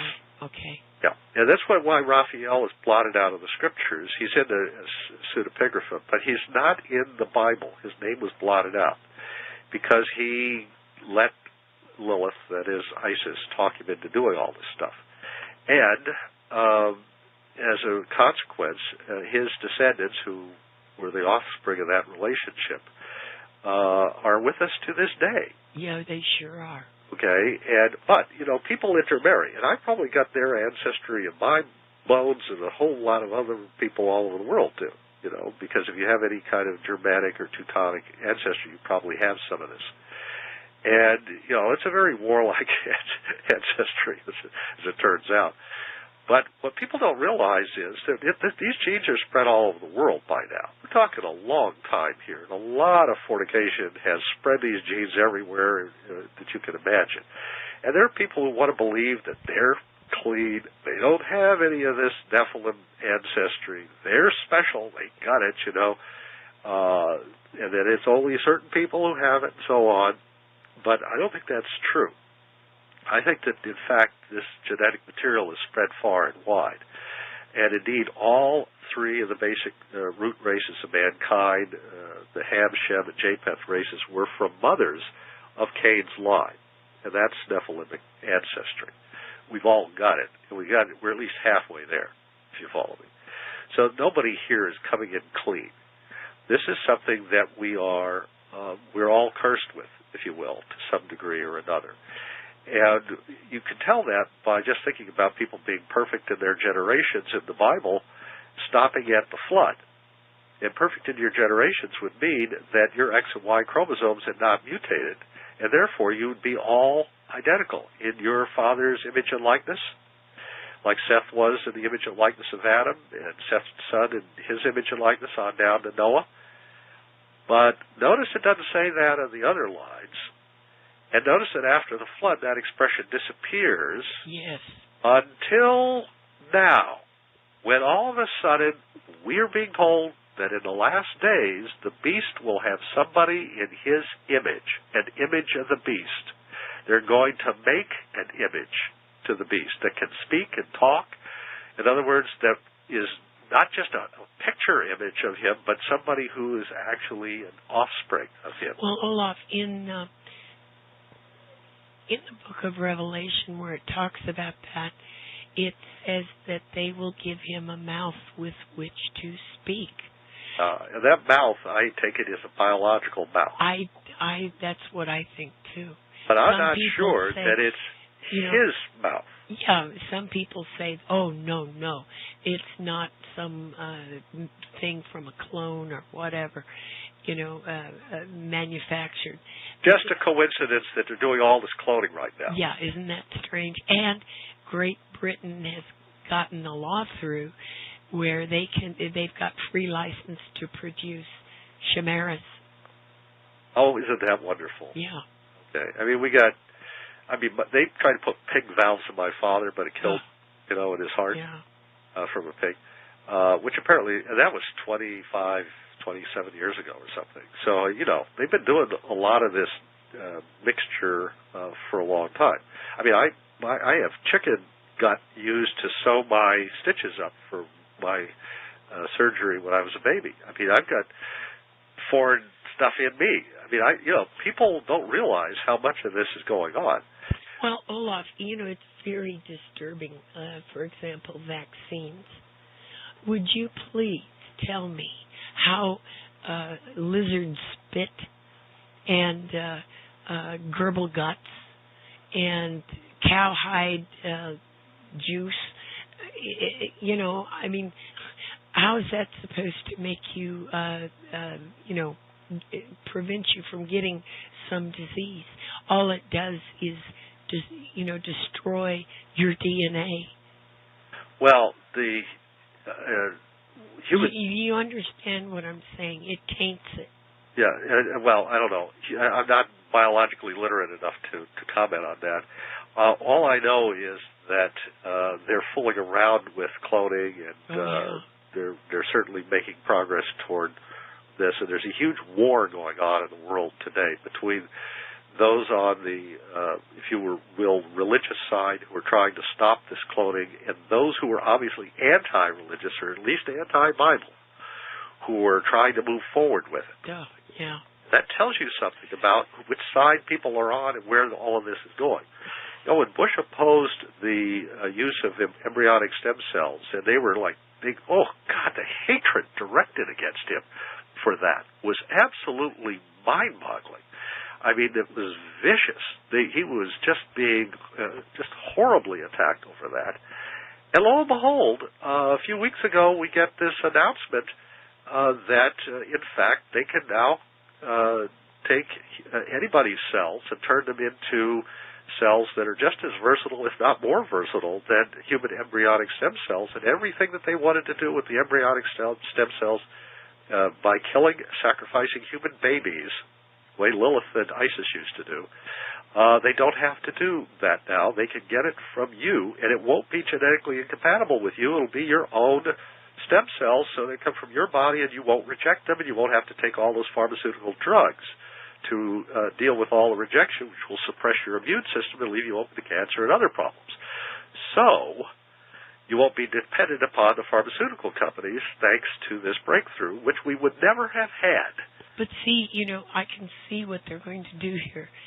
I know. You're going to have to take the mark in order to be rejuvenated. Oh, yeah. I mean, just imagine where they're going to go with this. They'll hold on to the technology in one form or another. They're going to find a way to get money out of it and enslave you with it. Yes. This is definitely the point here. So we've got two comets that came by in 1996 and 1997. You can see that they crossed Hage.Typhon, the head of Satan, and the head of the Medusa, and the hand of Perez, and the hand of the Messiah, so to speak, or the hand of David chopping off the head of Goliath, or whatever you want to call it. Now, lying by the foot of this scene is something called the triangulum. It's 3 stars. The triangulum. Now, what in the world is the triangulum? Have you ever heard of this sign? It's in the Northern Hemisphere. It's one of the original signs. Nobody ever talks about it, but I'm going to talk about it now. The triangulum is located just to the lower right of the Medusa's head. And the triangle looks like a slingshot. Sound familiar? David cuts off the head of Goliath after doing something to him. Yes. He hits him in the head with a sling.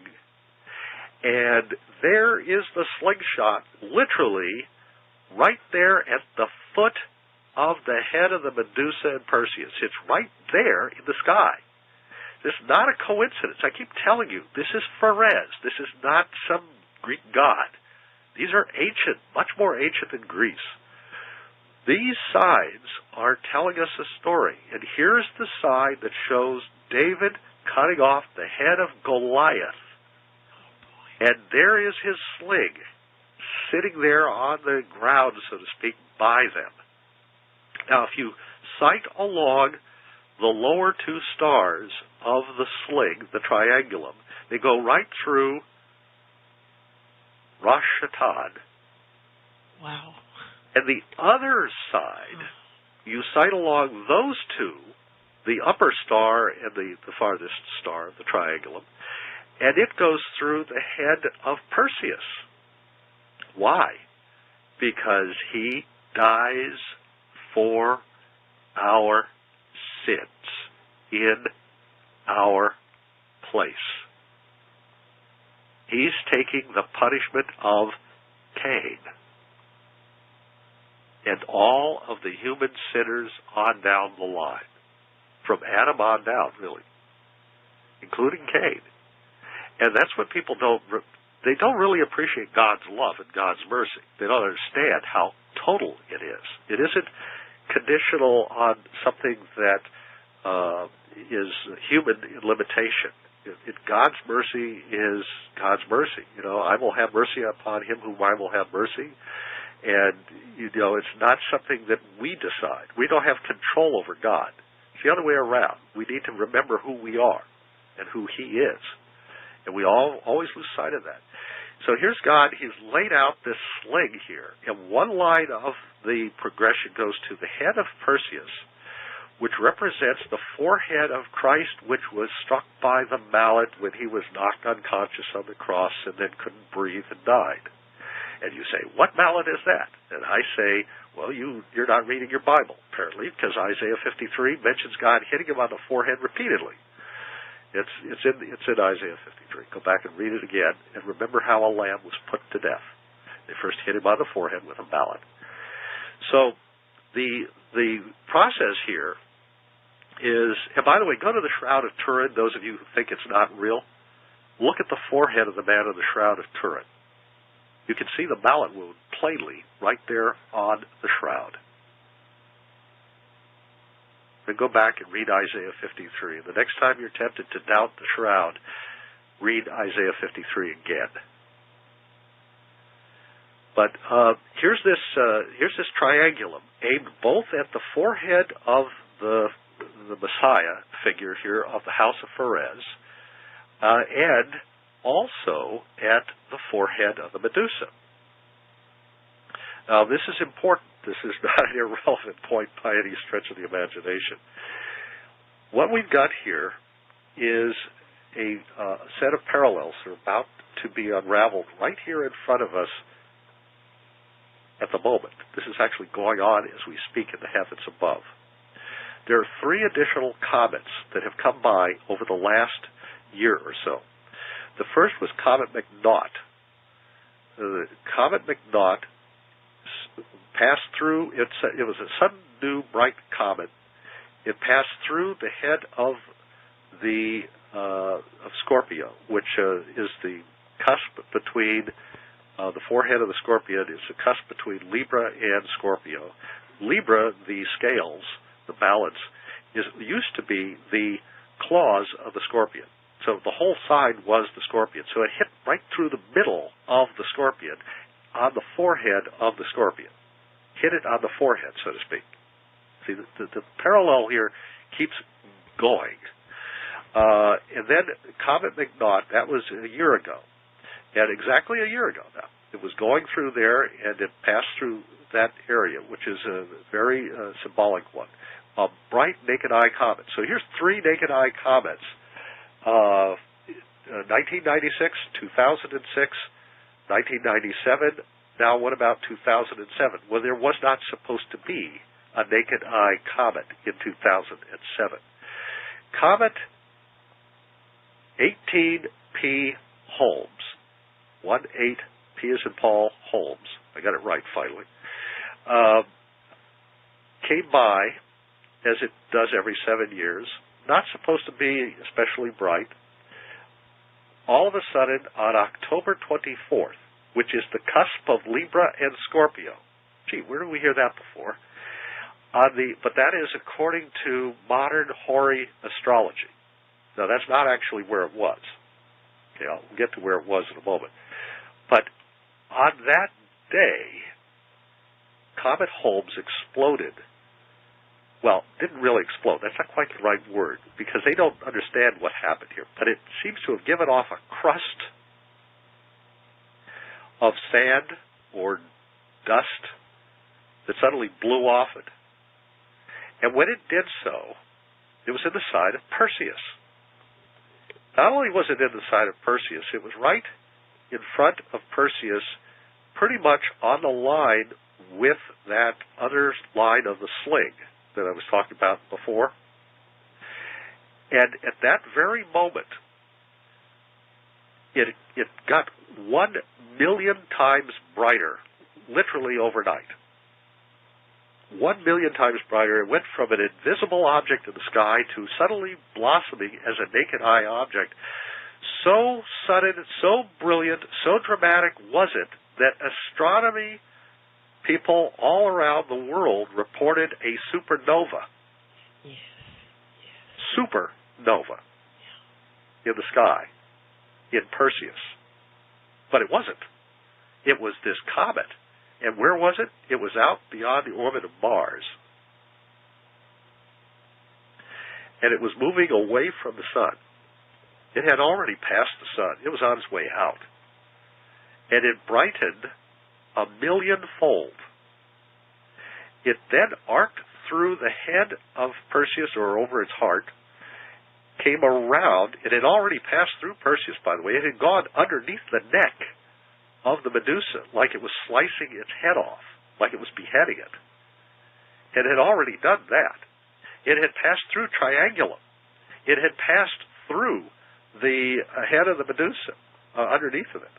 And it had gone up through the body of Perseus, had arced out to his right arm, come in over his heart, which is Mirfac, the brightest star of Perseus, and now as it suddenly blossomed 1,000,000 times brighter on October 24th, the cusp of Leo and Virgo, of Libra and Scorpio, on the normal pagan astrology chart that you would see, which would be the head of the Scorpion again.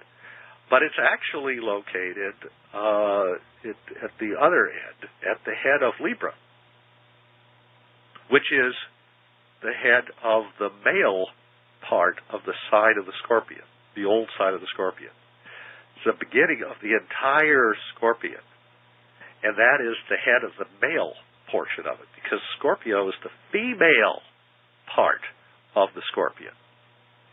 As Libra, the claws, were the male part of the Scorpion. Each of the signs of the zodiac is male or female, and they're in pairs going all the way around. And those two pairs, the male-female pairs, were once one big 60-degree sign. So, for example, Aries and Taurus were once the sign of the shepherd, hence the lamb and the cow. And so it was a male lamb and a female cow. That is, Taurus isn't a bull at all. It's a female. Shades of Goliath again. So it comes around, and it arcs down, and it heads down toward the Medusa's head again. It's got to cross through it a second time.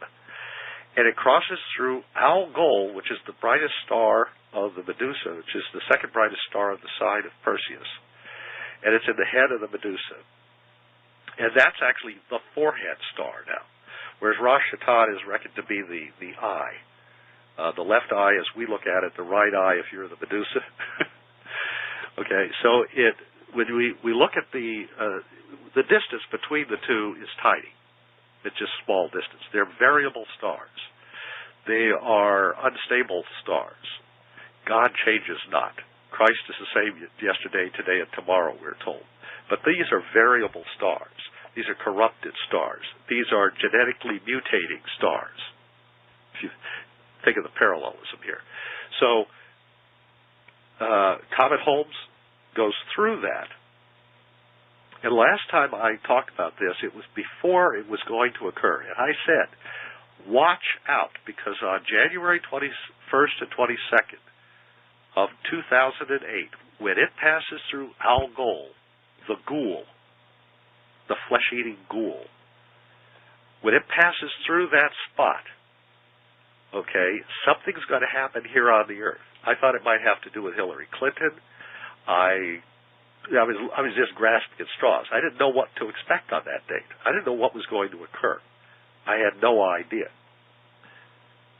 That was the day of the global financial meltdown. The day every stock market on the planet crashed. Ours included. we got down to 11,600. And by the way, we didn't do a file on this, but didn't I tell you before the fact that this was going to happen? Yes, you did. I told you exactly where the market was going to go. Yes. I told you it was going to bounce up. Yes. I told you it was going to be at least a temporary bottom. Yes. Okay, has all that happened? Oh, yes. Okay. So we're now over 1,000 points above the bottom. We went over 12,600 today, and we were down to 11,600, but 12,700 today, I should say. So we're like 1,100 and so points above the bottom there. Now that doesn't mean that that is the end. I'm just saying that we rebounded dramatically, and I said that we would. The reason I could say that with some confidence was because these comets are striking a blow. When you hit somebody in the forehead with a mallet, what does it do? It bounces off. You know, you hit them on the forehead with a mallet, and it's a blow. And it's not like you hit somebody with a fist and you follow through, you know, and you knock them back. Yeah. Mallet, you're stunning them. You stun an animal with a mallet to knock it unconscious. Okay, it's a stunning blow, where it's a bouncing blow. Okay, and so this is what you see happening here. There is a bouncing blow that happens to the world's financial markets that stuns them, that knocks them unconscious, that puts them into a state of confusion and disorientation. And now everybody is stunned, and nobody knows exactly what's happening. Bush today said something about this economic uncertainty. He didn't want to call it a recession. He wasn't sure. We're not sure if we're in recession or not. We don't know what our economic condition is. We don't know if prices are going higher or lower, if oil is going up or down, if unemployment is going up or down, if housing is going to recover or not.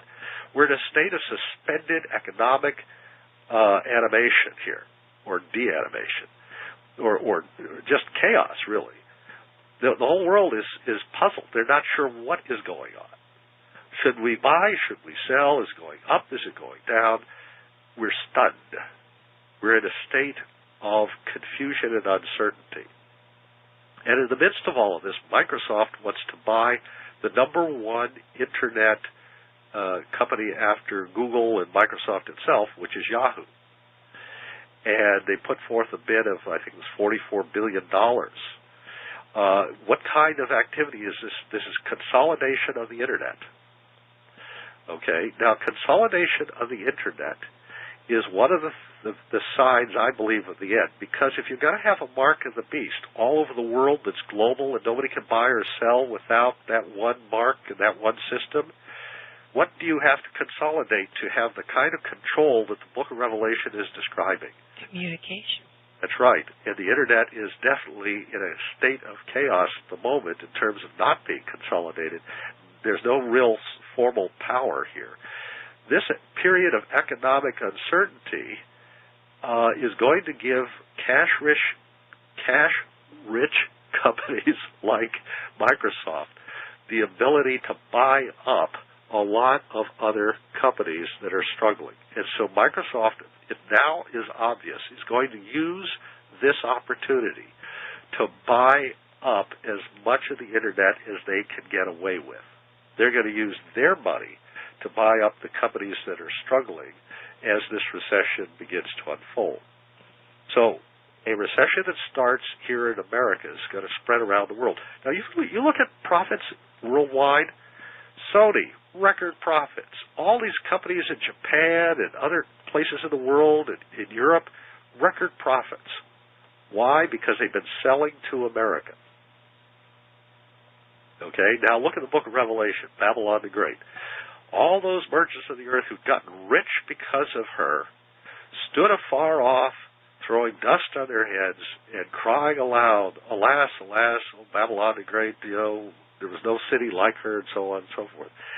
They all got rich off of her, and they all are mourning the loss of her. Well, if the United States were to be lost somehow, the global economy would crash. All those merchants would indeed be in mourning over us, because we're the goose that's laying the golden eggs. And we're laying a lot of golden eggs all over the world. Everybody else is getting those eggs but us. okay? Right. And a handful, Right. maybe, in this country. So this is enormous global meltdown of the financial markets as Comet Holmes is crossing the star Algol, the forehead of the Medusa, just above Hage.Typhon.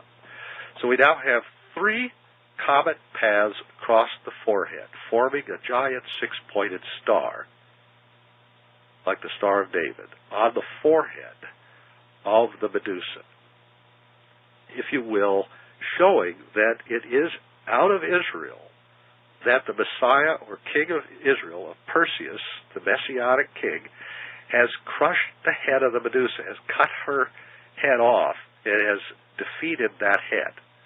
And that forehead there is being crushed repeatedly by God in these symbols. So he's going by over and over again. Well, now we've got the constant battering of the head of Scorpio, the head of Libra, the head of the Medusa, everything God can do to put up this big neon sign in heaven saying, I'm about to crush and destroy the head of a false prophetess. I'm about to crush the head. I'm going to do this. Now, these signs are occurring 12 years apart. You know, some of them 96, now 2008. Okay, 12 years almost. So this symbol here is one that's taken a long time to put into place. So I don't think that this means, and it took thousands of years to get to this point, I don't think this means it's going to happen this year. What I think this means is that it's about to happen in the next few years. So that this is God's way of saying to his people, you're about to be financially enslaved by these guys. I want you to know I understand what you're going through. I'm going to take care of them. I'm going to give them a knockout blow. I'm going to pummel them. I'm going to hit them again and again. Now, these 3 hits on the forehead of the head of the Medusa, the Goliath head here. David kills Goliath 3 times. He hits him in the forehead with this stone, knocks him down, and he's supposedly dead. He takes his sword and he chops his head off. And he also sticks it through his heart. So he kills him 3 times. And so here is the Medusa struck 3 times, forming a giant Star of David over the Medusa's forehead. That is Goliath's forehead here. Now you can just see this enormous symbolism. And how do we know this has anything to do with Christ? Remember what I said about what happened on October 24th on the cusp of Libra and Scorpio when this Comet Holmes suddenly brightened 1 million-fold and went from being invisible to suddenly visible? If you take just the naked eye paths of these objects, they form another symbol. Now, the Star of David you can see there, kind of depicted the 3 crossings of that one spot in the heavens there, creating a kind of a 6-pointed star. But there's a loop created. Remember by Holmes, it looped around Perseus, but it only became visible during part of the loop? Yes. Well, if you look at where the comets went, you now have another symbol in heaven. It looks like a capital letter P, as in Paul. But it's not a P. It's a rho in Greek.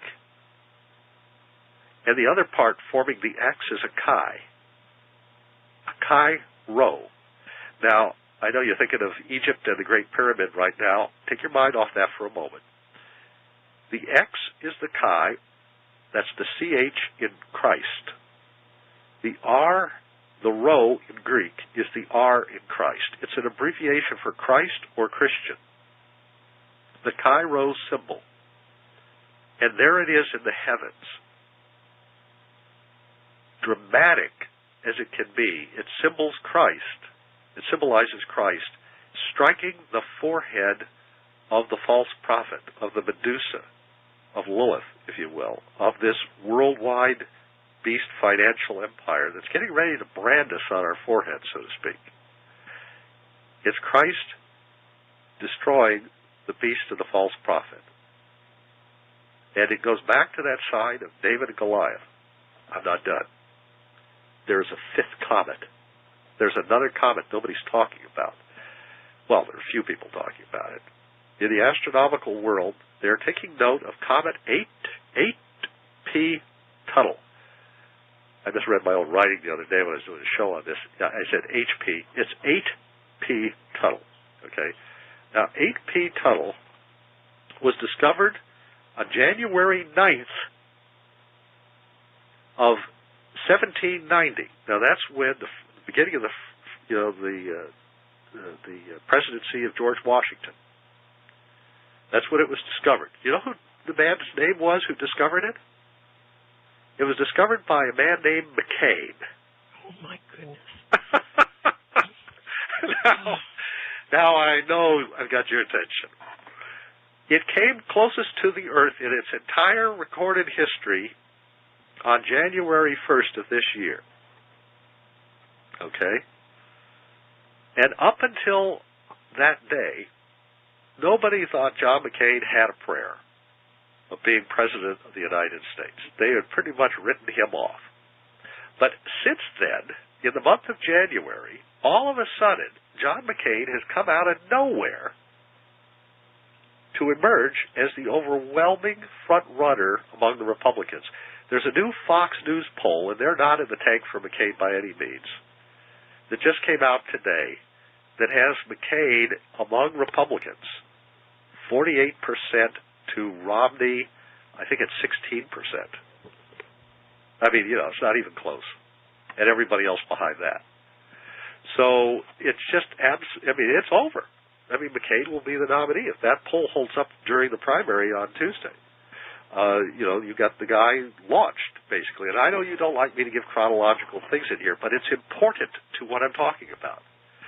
The comets are going through these motions as we speak here. On the day that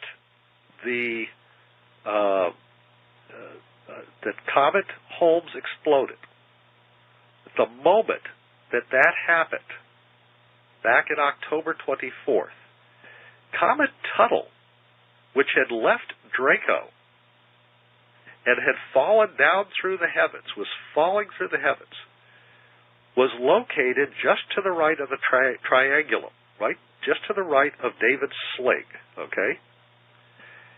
You could draw a straight line you could draw a straight line from Comet Tuttle through the two lower stars of the sling to Rosh-Hashanah and Algol on that day.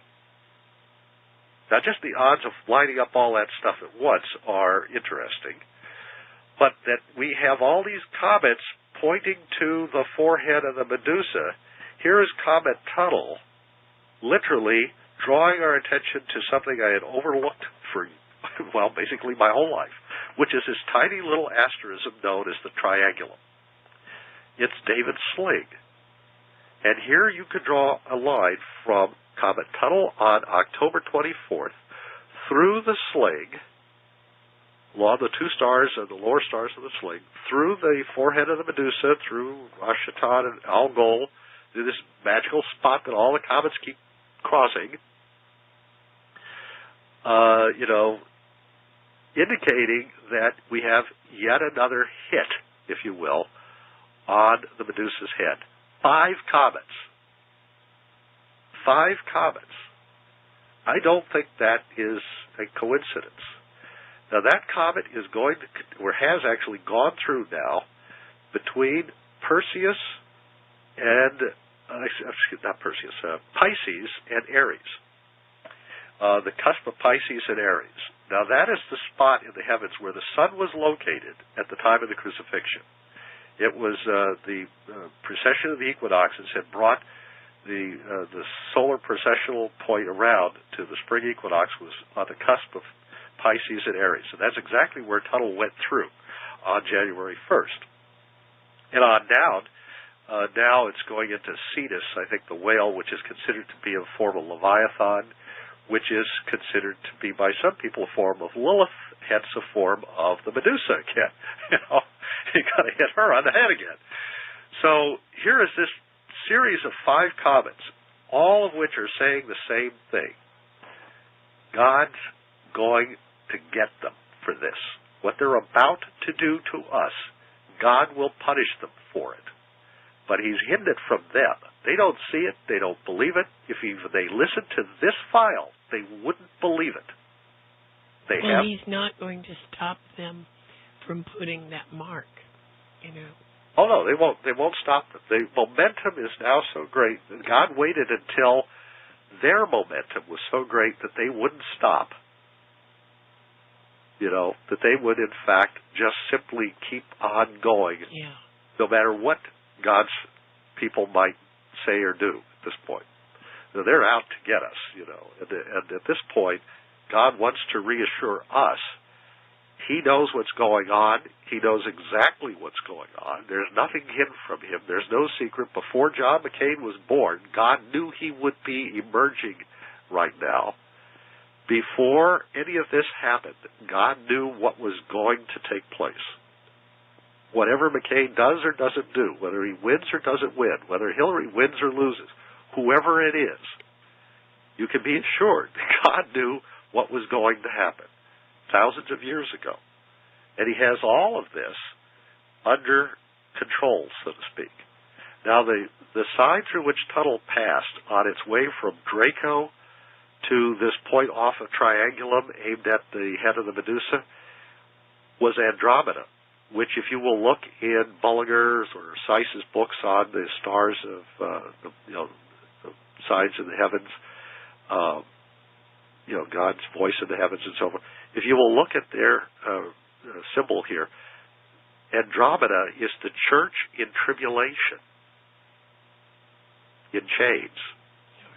So they see the church in tribulation in chains and being rescued by the Messiah in these symbols. And so these comets are basically peppering this tiny little part of the sky. They're all passing through this area here. We have 5 visible comets that you can see. Well, not all at the moment now, obviously. Hale-Bopp and Hage.Typhon are out of the heavens. I guess McNaught is no longer visible. But there's always 2 out there. If you knew where to look with binoculars, I think you can still see them at this point. And they are basically proclaiming these events to the world. And the world is paying no attention. But God's people are supposed to get this message. They're supposed to hear what you are hearing. Yeah, well... You didn't see it. You're now hearing it. Olaf, all these label-wearing Christians run around, they'll say, well, that's, you're messing with astrology. You're not supposed to know anything about that. You're evil. That's a crock of garbage. Please get a pair of scissors and cut the book of Revelation out of your Bible. Amen. While you're at it, cut out the book of 1 Corinthians. Yeah. Because that's where Paul calls Scorpio the stinger of death. That's right. Sting.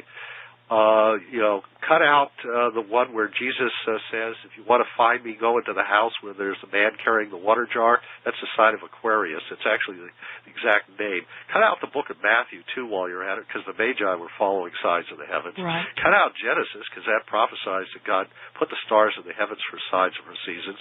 Cut out the Psalms, because it says that there he stretched out the heavens like a curtain and teaches us wisdom by the signs and so forth. I mean, Yeah, but see, you've got all these Pharisees out there that they want to keep everybody stupid. Well, yes. Yeah. Of course.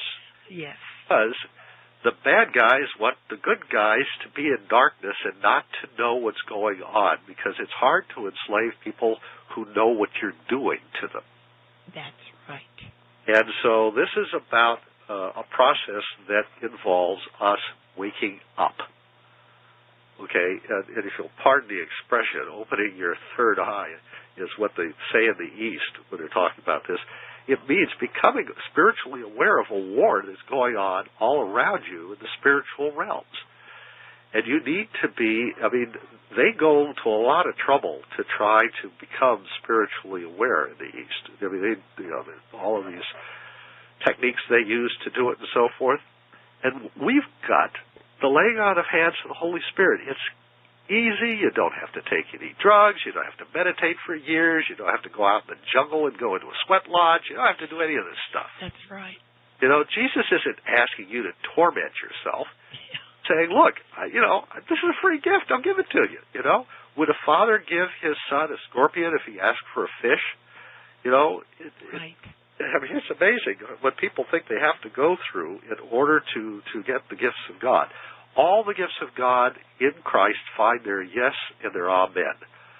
And he doesn't say there, maybe if you tithe 10%, I'll kick back to you, Lord, 10% here if you'll give me the gift of the Holy Spirit. That's what this guy comes to Peter one day and he says, I'll give you money if you'll give me the gift of the Holy Spirit. Don't do that, folks. Stay away from people who insist that you tithe to them before they will lay hands on you to receive the gift of the Holy Spirit. If there's somebody like that in your church, if that's your preacher or your pastor, you're in the wrong church. You better run like the dickens. Oh, yeah. There's a guy who's doing what did Peter say to that guy? To hell with you and your money? Paraphrase. I mean, don't fall for this sort of thing. These guys are not your friends. Okay, they are charlatans. If they were teaching you the truth, they would tell you never tithe. Yeah. Never tithe to anybody for any reason. Why? Because if you are a Christian, and that is the word that the Holy Spirit in the book of Acts gave to the people in Antioch, the church in Antioch, where Paul and other prophets were noted to be there, they prophesied that the Holy Spirit told them that the name that God had given them was Christian. Now, how do we know that? Because the Greek word that they're translating first called Christians at Antioch, the word called there is a Greek word that's used only elsewhere in the context of divinely proclaimed. They were the first divinely proclaimed Christians at Antioch. This is not the standard Greek word kaleo, which is used all over the place. This is a special Greek word, which if I knew Greek better than I do, I could repeat the word to you right now. I could probably look it up. I got the book right next to me. But the point is, it's a special Greek word which only means, it's used like, 10 times or something, and it's always used of an angel giving a message or God giving a message, a divine proclamation of some sort. That's the only context it's used in. That's what it means. They were divinely proclaimed Christians at Antioch for the first time, which means it happened at other churches, a second witness, a third witness, until they realized, yes, we've all received the same message from the Holy Spirit. Churches with multiple prophets and witnesses in them, and then there were multiple churches that had the same thing happen. So this was something God was very serious about. There's a prophecy in the Old Testament where he says, I will put a new name on my people, which the mouth of the Lord will name. That name is Christian. Christianos in the Greek. Spelled Cairo, etc., etc. Cairo, iota, etc. So, this is a word that God wrote. This is a word that God gave us. This is a word that God put on us, that he placed on us with his own mouth, so to speak, with the mouth of the Lord, placed upon us. There are people who are ashamed to be called Christians. They're called Catholics, by the way. I run into them now and then, and they will say to me, I'm not a Christian, I'm a Catholic. Okay, you have said it. Out of your own mouth, you have condemned yourself. Because when somebody denies the name Christian, they have walked away from God, because that's the name he gave us. And what it says there in the book of Acts is they were first called Christians at Antioch, first divinely proclaimed Christians at Antioch, meaning that they actually went to a church council. They sat down and they shared their stories with one another, and they realized, they figured out that Antioch had been the first place that had happened. So they were well aware of what was going on, and this was a matter for the whole church here. We don't appreciate how important it is to look up in the sky and see naked eye comets, including one that has to have an unprecedented, never before in history seen, at least that astronomers know about, explosion to 1 million times as bright, just so God could carve in the sky, in light, over Perseus and the Medusa, this symbol of the Chi Rho, the first two letters of the name Christian that he has given to us. He wants us to know that he's going to save us. And he put the Star of David up there to let those believing Jews who believe in the Word of God, who have faith in God's Word, who are waiting for the Messiah, who are uncertain about whether to believe in Jesus or not, to let them know, while there's still time, that yes, Christ is your Messiah. Amen. Olaf, go ahead and give out your information on your CD that you've got out and the one that's coming out. Okay, well, we have 6 CDs already so far. Right. And we're working on feverishly on number 7 and actually the ones that follow it. But number 7 is going to have some special stuff on it, so we're doing something extra for the CDs starting with number 7. But the first 6 CDs are available as a package set for a discounted price. Normally the CDs, they contain anywhere from 10 to 12, maybe 12 and a half hours of tapes and material and so forth. I like to put, 8 files at least on every CD. Well, no, actually 16 or 17 files on the CDs. But they're usually in 2 parts each. So there's like a ton of material on each CD. What I'm doing basically is putting them in MP3 format, where somebody's doing it for me, these wonderful people that I've been telling you about. But they're taking my tapes, the early tapes, which are, I'm afraid are going to wear out and break. Some of them already have. You know, we're trying to find copies of the ones that broke and so forth, and put them on these CDs to preserve them so that there will be a record of this material. And the basic foundational stuff that I did on Mars and prophecy, on Satan's throne on Mars, on the blotting out of the New Testament, this whole blotting out issue that just really transforms everything when you understand that principle. The 4 chief tribes, the basic secrets tape that I did, the information on where Jesus was crucified atop Olivet, the introduction to the 2 witnesses material, all the material about the Wandering Jew legends, about Barabbas and who he really was, and all of these stories about the Naga, the Nehushtan that are told all over the world, that the Bible has dozens and dozens of references to, but until you look at the Hebrew, you don't even realize they're there. There's just tons of material that people don't see because they don't see the Bible the way it was seen by the prophets and the apostles in those languages. That's right. It's just amazing stuff. So there's the first 6 CDs. There's this wonderful set of material here.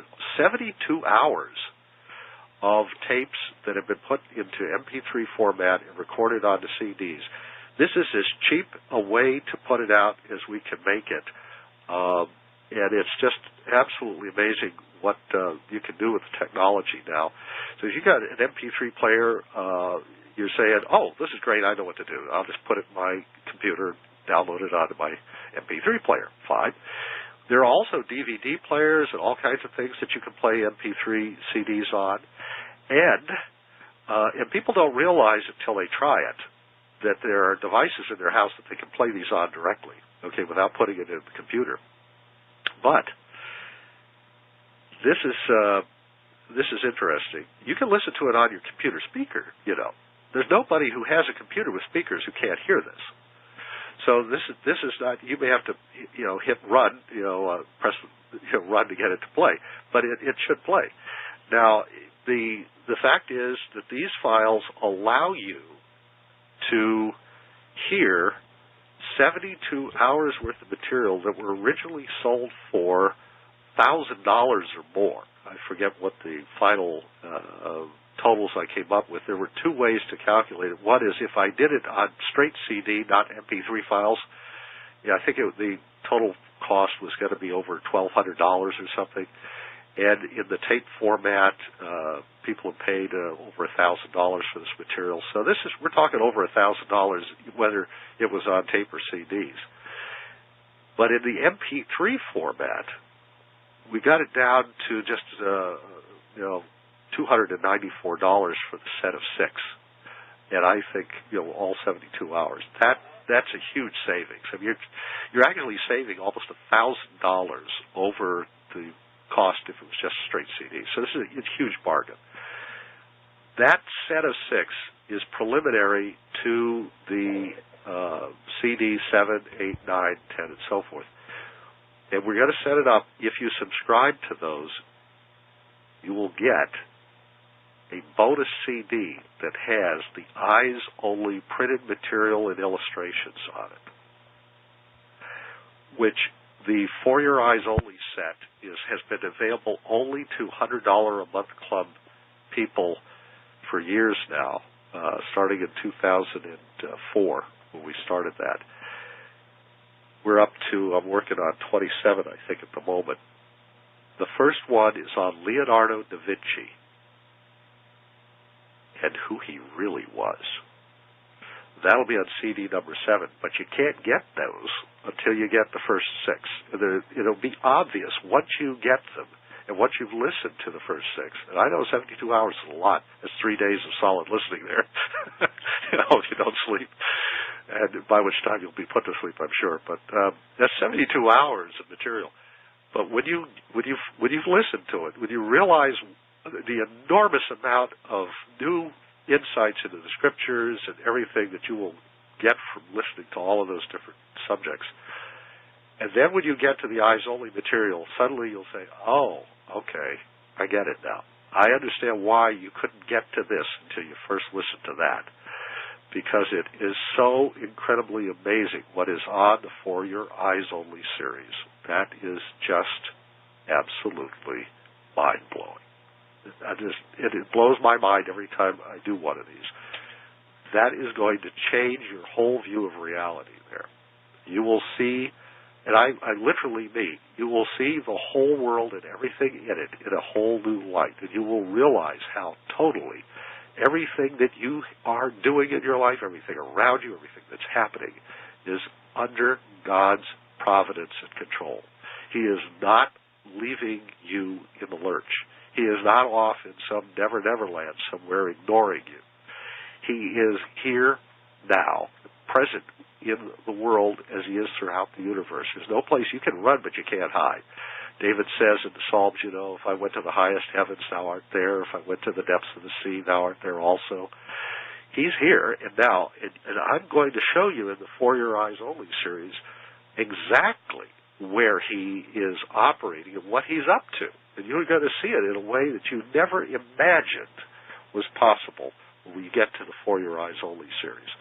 But it's called that because it's got illustrations, actually. Yeah. But also because it's like a Mission Impossible briefing package. You really feel as though you're being, and you are, being let in on some of the greatest secrets of the Scriptures, which are now available to us. But as you can imagine from what we've talked about tonight, there are things which the bad guys don't need to know.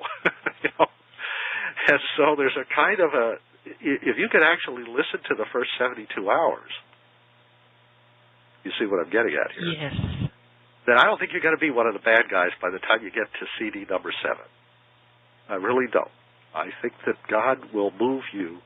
If he moves you to make the effort to get this, he's going to move you to listen to it. And if he moves you to listen to it, he's going to move you to want to absolutely salivate over getting CD 7, 8, 9, and so forth. What I'd like to see is people subscribing for $50 a month to these. And I think what you'll find is, if you will do that, I will send you that bonus eyes-only package with each of the CDs, starting with number 7, so that you'll have 2 CDs instead of 1 each month. And that will give you a whole bunch of additional material and so forth, including brand new material recorded especially for this CD series. Brand new stuff updates on the eyes only, all kinds of material will be coming forth with that. I've already made the CD7 update. We're already in the process of putting that one together. So hurry and get the first 6 so you can listen to them and get ready for what's coming. Darn right. Yeah, it's going to be amazing stuff. Well, it is amazing stuff, Olaf. I mean, you got to listen to some of this, didn't you? Oh, yes. Yeah, so you know what I'm talking about. Oh, boy, do I. And here's how you do it. You just go to thetimequest.com, and don't worry about that $84 price tag for each one individually. You're not going to pay that, because if you order all 6, you get them for only $49 each with free shipping and handling. So, but, I mean, if you want to order them one by one, you can do that, too. I know there are people who like to do things the hard way, and, they don't mind throwing money away, I guess. I don't know. But anyway, if you want to order them one by one, you can order them for $79 each plus $5 shipping and handling. I trust you will be wise enough to do it the cheaper way and order all 6, the first 6 as a package and save a bundle there. I think, it's $504 if you order it the hard way, but it's $294 if you take and order them all at once. So you save whatever the difference between those is. So there's a substantial savings in ordering them as a package. You get free shipping. You get the whole group all at once, and then you can take your time to listen to those, and at least 72 hours, obviously. And then we're going to get CD7 out. We're going to do one of these every month, and there'll be CD8 for February. And at this point, we're running a little slow. There's some technological hang-ups here, some software we had to get into the hands of the people who are doing this so that they can get the tape sounding as good as CD quality. That's the catch here, so we're trying to make it sound as good as possible for you. There's a learning curve here we're all on, so keep that in mind. There will be at least, I think it's at least 10 files with CD7, so that's going to be a big one. The others have 8 files. But the reason for that is the other files, a lot of those are, actually it's 2 files, so it's 20 files. Okay, but it's 10 programs, if you will. That is not material you've ever heard before. This is never broadcast material. You understand? This is stuff that's never been on the air. If it is, we'll clearly note that when you hear it, but that'll be a rare item if it's ever on the air. Most of the material you'll get here, 99% of it, will be material that has never been broadcast. So keep that in mind. This is not something that's, this is something I heard years ago. No, it isn't. This is something that's brand new in terms of your hearing of it. It may be something that I recorded a few years ago, but I didn't start really recording in earnest till those comets came by back in the 90s. So it's within the last decade or so. Yeah, but a lot of this material is fairly new. So I've mixed a little of the older stuff from the 90s with some of the more recent material. And then with number 7, we start with the Hidden Agenda series, the Prophetic Countdown series, the Eyes Only series. I think that one's going to have my UFO blackout tape on it. The coming social estate. All kinds of amazing stuff is coming. And then we're going to have Is the Shroud Genuine, which will be one of those of the first couple of CDs there. So we got some amazing stuff planned. Is the Shroud Genuine was recorded in 2008. So there'll be old stuff, there'll be new stuff. When you do this, you're going to find that my voice sounds a little different because I've aged a little bit here. But it doesn't sound that different. Some of the recording equipment was different. So I certainly hope people will do this, because if we are to see what's going on here through God's eyes, the eyes of His people, if you will, looking up to the heavens and seeing the signs that He's laying out for us, He's also laying these things out in the Scriptures. We're supposed to tie all this together.